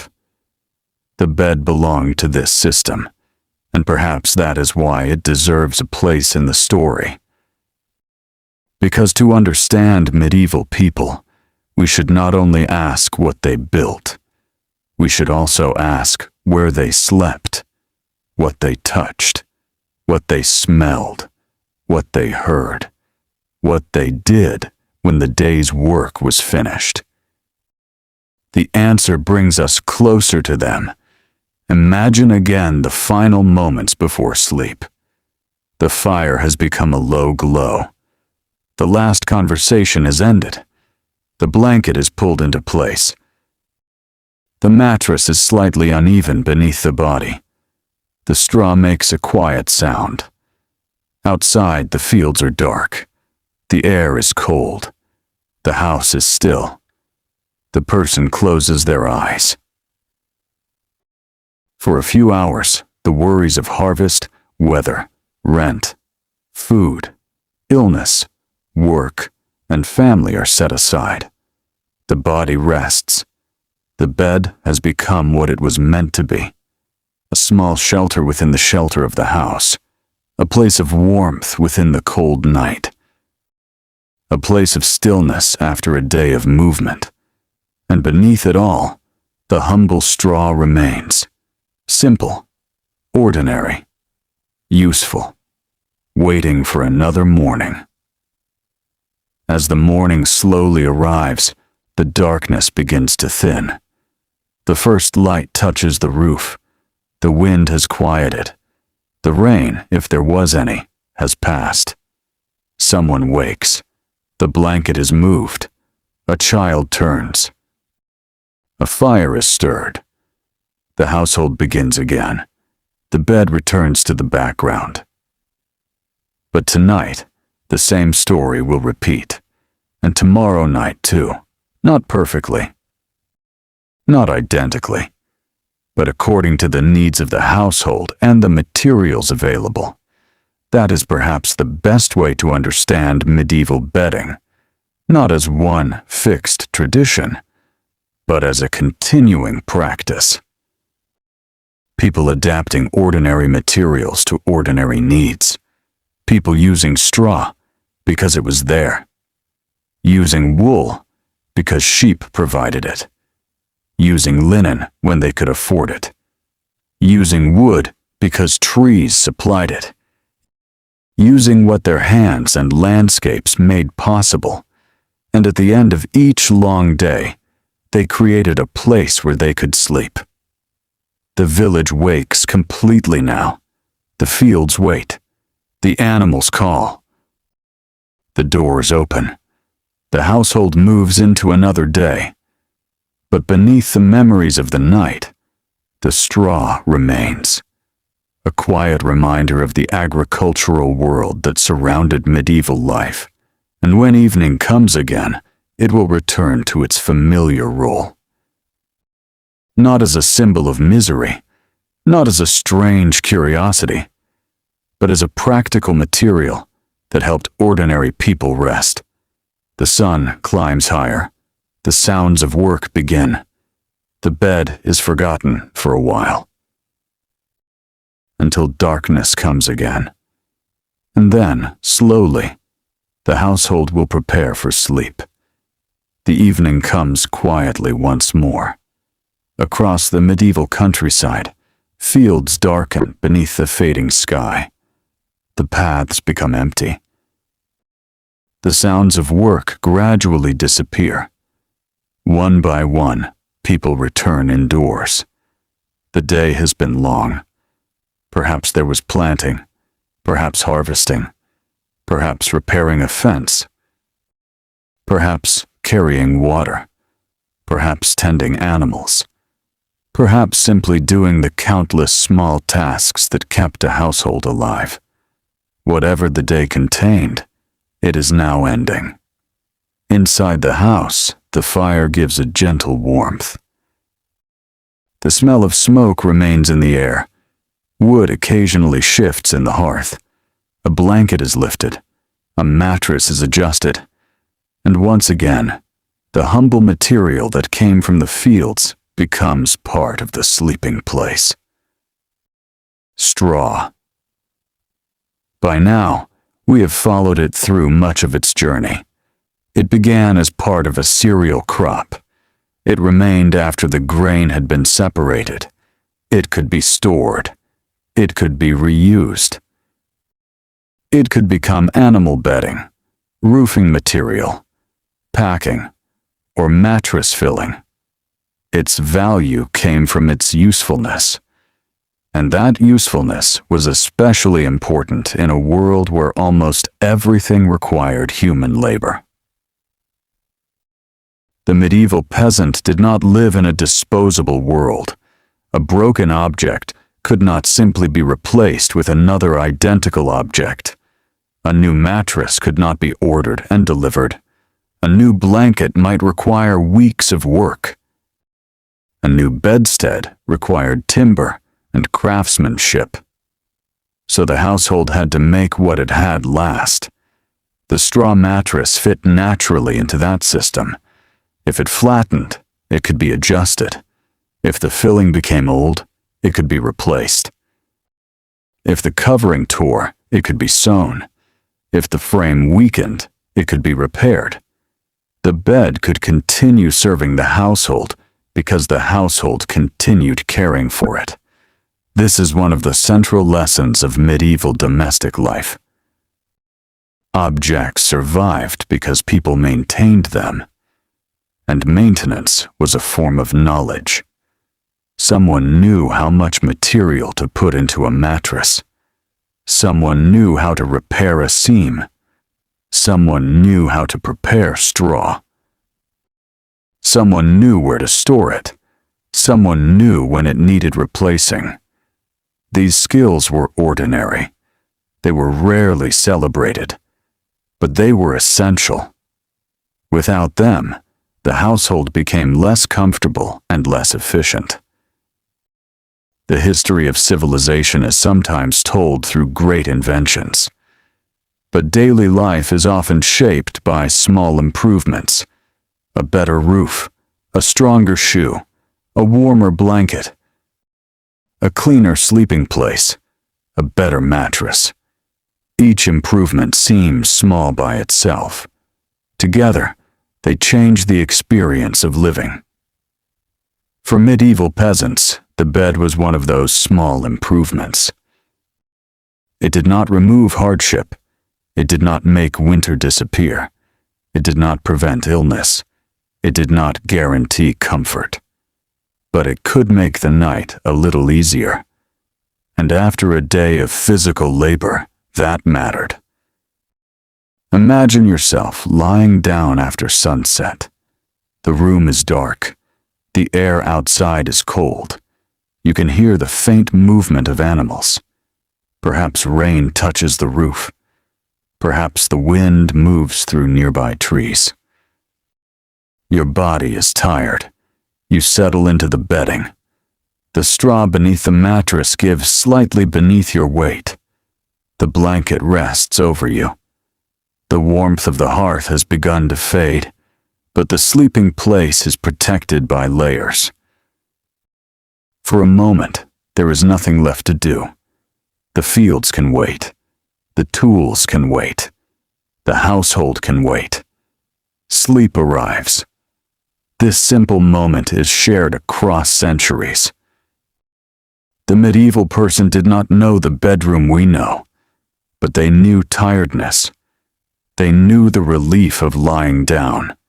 They knew the comfort of warmth. They knew the pleasure of a dry blanket. They knew when a bed was better than the floor. And they knew when bedding needed attention. That is why it would be misleading to imagine straw bedding simply as evidence of medieval poverty. Poverty certainly shaped the lives of many peasants. But straw was also sensible. It was available. It was renewable. It was relatively inexpensive. It could be repaired and replaced. It worked. Sometimes the simplest material is the most practical. A modern person might look at straw and immediately think of discomfort. But medieval people understood materials differently because they lived among them. They knew what dry straw felt like. They knew what damp straw felt like. They knew which material was suitable for which purpose. Their knowledge came from experience rather than from product labels. They did not need someone to tell them that dry material was better for sleeping than wet material. They knew. They did not need a scientific explanation for why a layer between the body and the ground was useful. They experienced the difference. This kind of practical knowledge deserves respect. It allowed households to function without many of the technologies we now consider essential. The medieval world had fewer machines, but it was not a world without technology. Its technology was often embedded in materials and habits: the spindle, the loom, the plow. the oven, the mill, the cart, the wooden bed, the straw mattress. All were products of accumulated knowledge, and the bed was one of the technologies of rest. That may sound strange, but sleep requires an environment. The body needs protection. It needs warmth. It needs a surface. It needs some degree of security. Humans have been solving this problem for thousands of years. The medieval straw bed was simply one answer. It was not the final answer. It was not the best answer by modern standards, but it was an answer that fit its time. This is one of the most useful ways to understand history. Instead of asking why people did not live like us, we can ask how they solved problems with the resources available to them. The question changes everything. Why use straw? Because straw was available. Why use wool? Because sheep provided it. Why use linen? Because flax could be grown and processed. Why build a raised bed? Because separating the body from the floor could improve comfort and warmth. Why repair a mattress? Because labor and materials were valuable. Why reuse old straw? Because useful material should not be wasted. Each answer connects back to the larger structure of medieval life. Agriculture, labor, household economy, climate, craft, trade, family. All of these meet in the bed. And that is what makes such an ordinary subject so interesting. The bed is small. The history behind it is enormous. Now imagine the house during winter. The walls are cold. The floor is colder. The fire burns more strongly during the evening. People wear layers of clothing. The blanket is thicker. The sleeping place is prepared carefully. The straw mattress provides a barrier from the cold surface below. The household settles together. Perhaps several people share the same room. Perhaps children sleep near adults. Perhaps animals are kept in an adjoining area. The sounds of the building continue. A roof creaks, wood shifts, a horse moves, a dog settles. Then the household becomes quiet. The night is long. For many people, winter darkness could feel very different from modern nighttime. There was no electric lighting extending the day. Once the fire became low, darkness was almost complete. Candles and lamps existed, but fuel and materials cost money.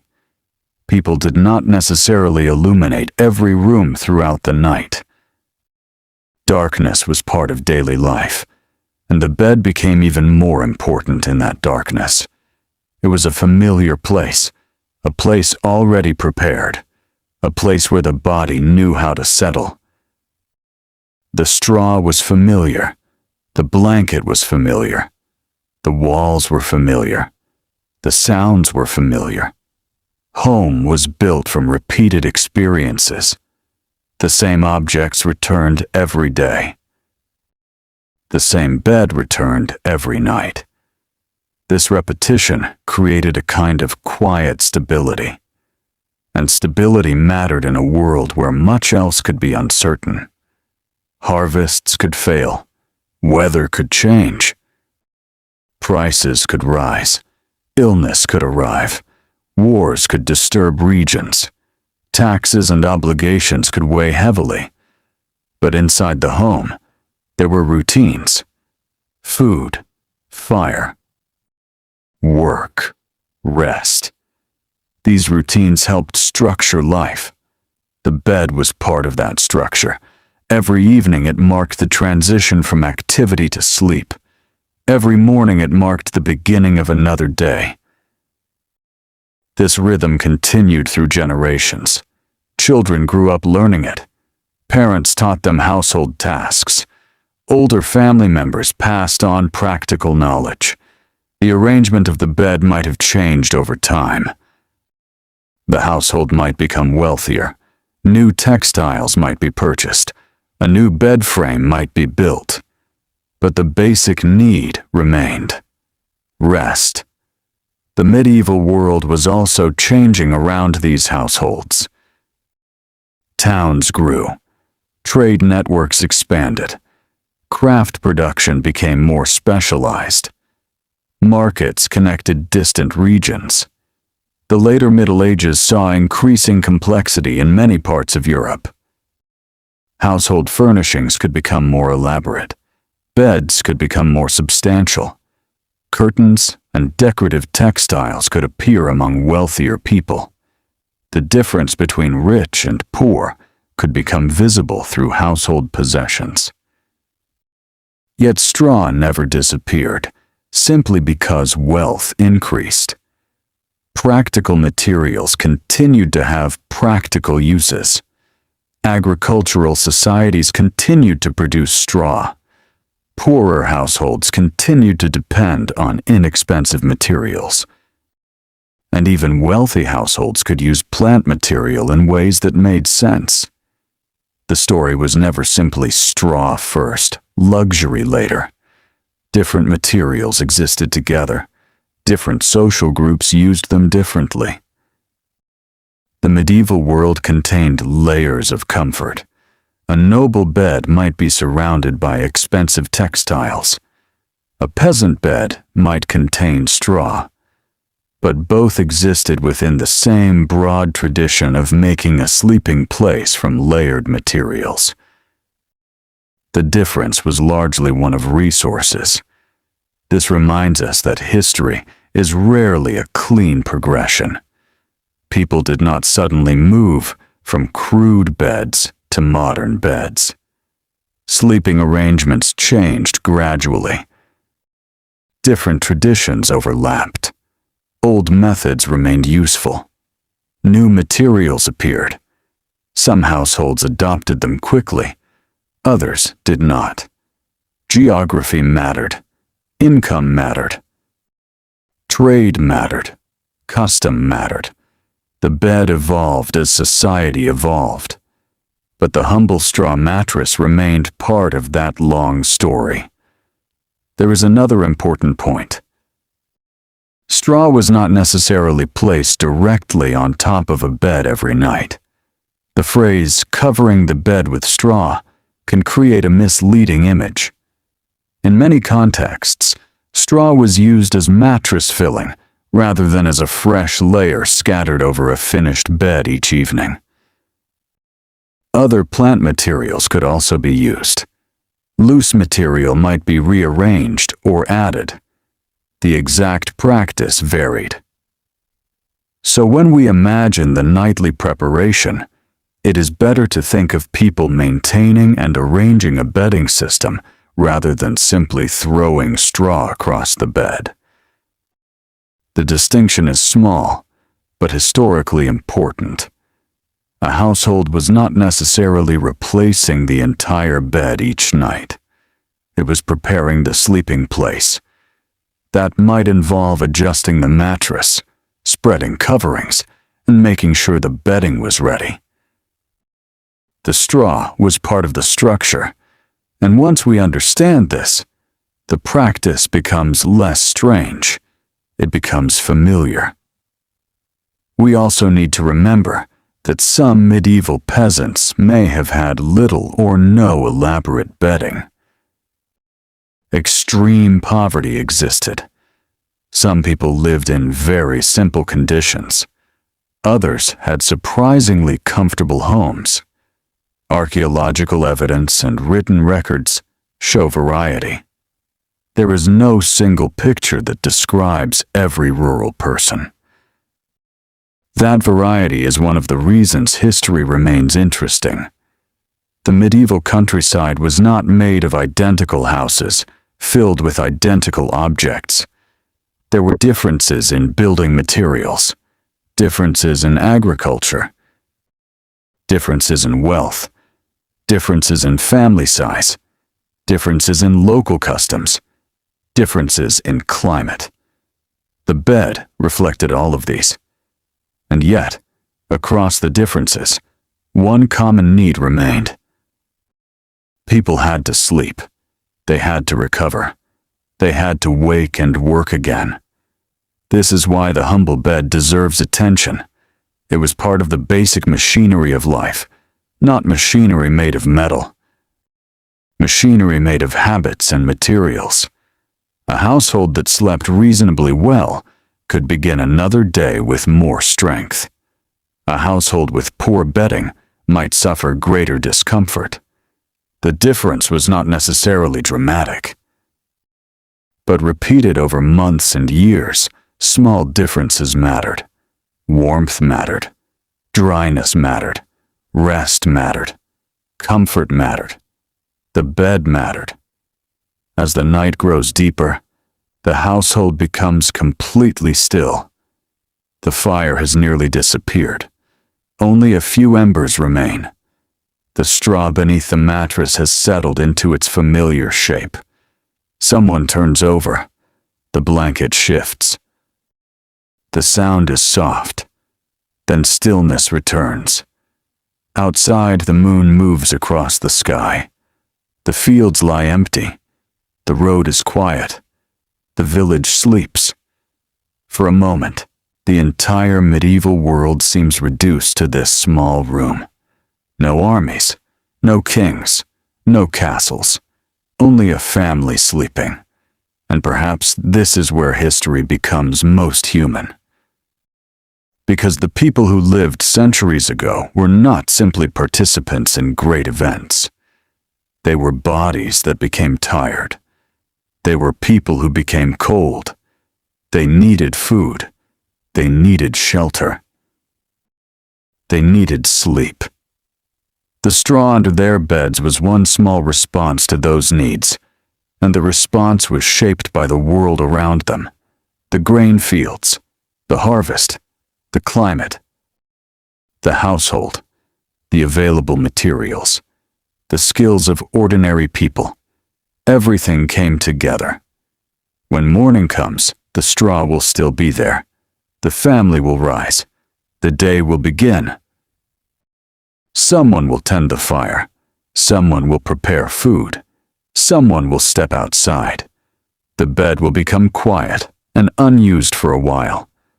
But later, as darkness returns, it will become important again. The same cycle will continue, night after night, season after season, year after year, generation after generation. And perhaps the most remarkable part is how little ceremony was required. No one needed to announce that the bed was important. It simply was. A useful thing does not need to be famous. A warm blanket does not need a monument. A dry roof does not need a poem. A straw mattress does not need a chronicle.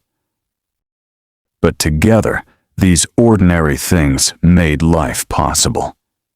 That is the quieter history of the medieval world. The history beneath the history.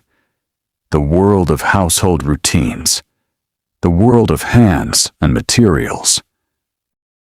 The world of work, followed by rest. If we listen carefully, it is there. We can almost hear the straw shifting. We can almost smell the smoke. We can imagine the rough wooden wall beneath a resting hand. We can feel the difference between the cold air outside and the sheltered air inside. And for a moment, the centuries seem less distant. Picture yourself lying there. The blanket is pulled close. The room is dark. There is no need to hurry. Tomorrow will bring another day. For now, the body can rest. The straw beneath you is not perfect. It does not need to be. It is simply enough. Enough to soften the hard surface, enough to provide some insulation, enough to make the bed useful, enough to help carry you through the night. And perhaps that word enough captures much of medieval household life. Enough food, enough fuel, enough clothing, enough shelter, enough bedding. People lived within limits. They learned to work within those limits. They found ways to make ordinary materials serve important purposes. Straw was one of those materials. Simple, abundant, and useful. It came from the harvest, it entered the household, and at night, it helped create a place for sleep. When we look back from the modern world, it can be tempting to see only what medieval people did not have. No foam mattresses, no electric heating, no central air conditioning, no modern bedroom furniture, no factory-made bedding available at the press of a button. But history becomes more meaningful when we also notice what they did have.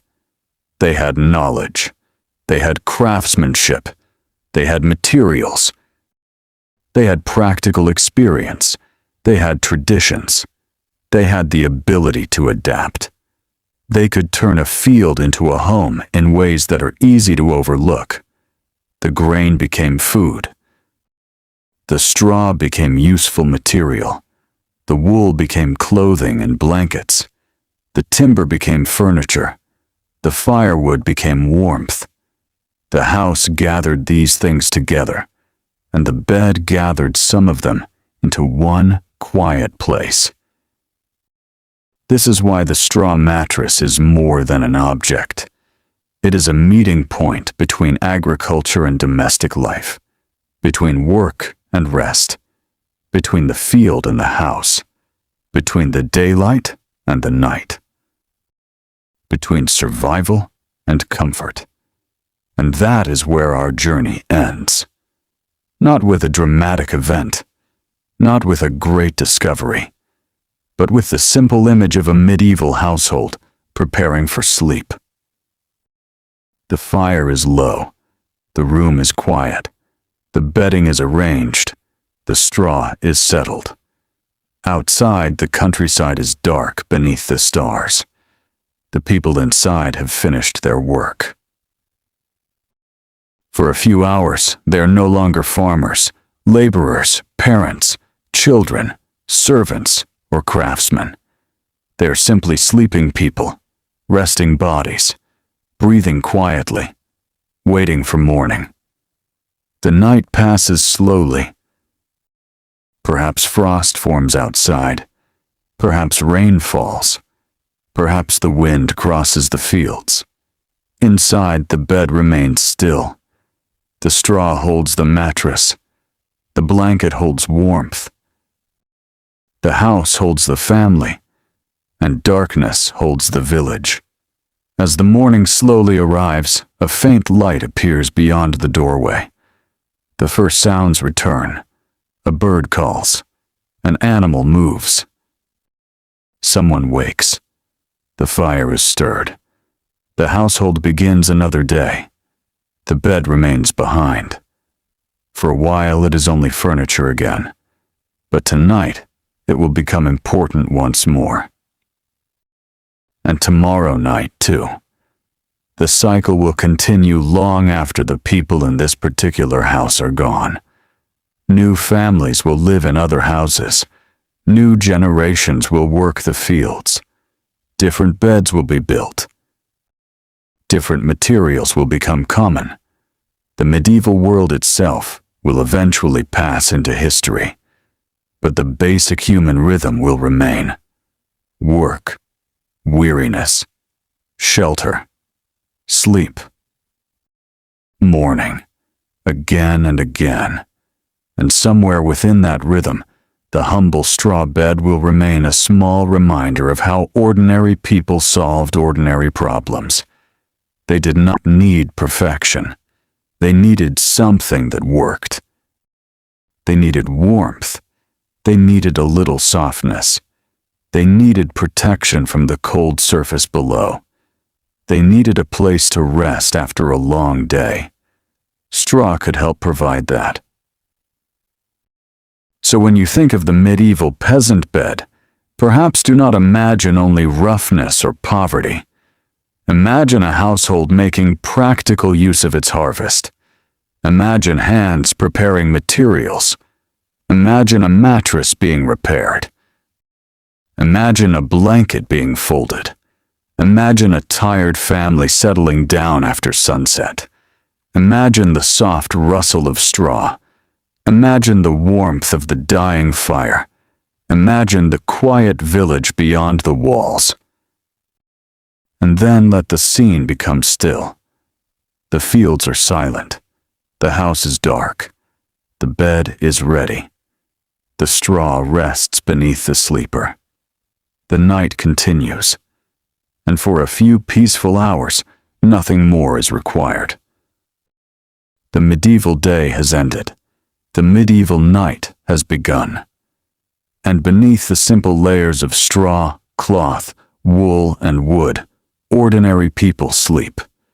Quietly, simply, as generations had done before them, and as generations after them would continue to do, in different beds, under different roofs, using different materials, but always seeking the same ancient gift, a little warmth, a little comfort, and the deep, quiet rest that comes when the day's work is finally done.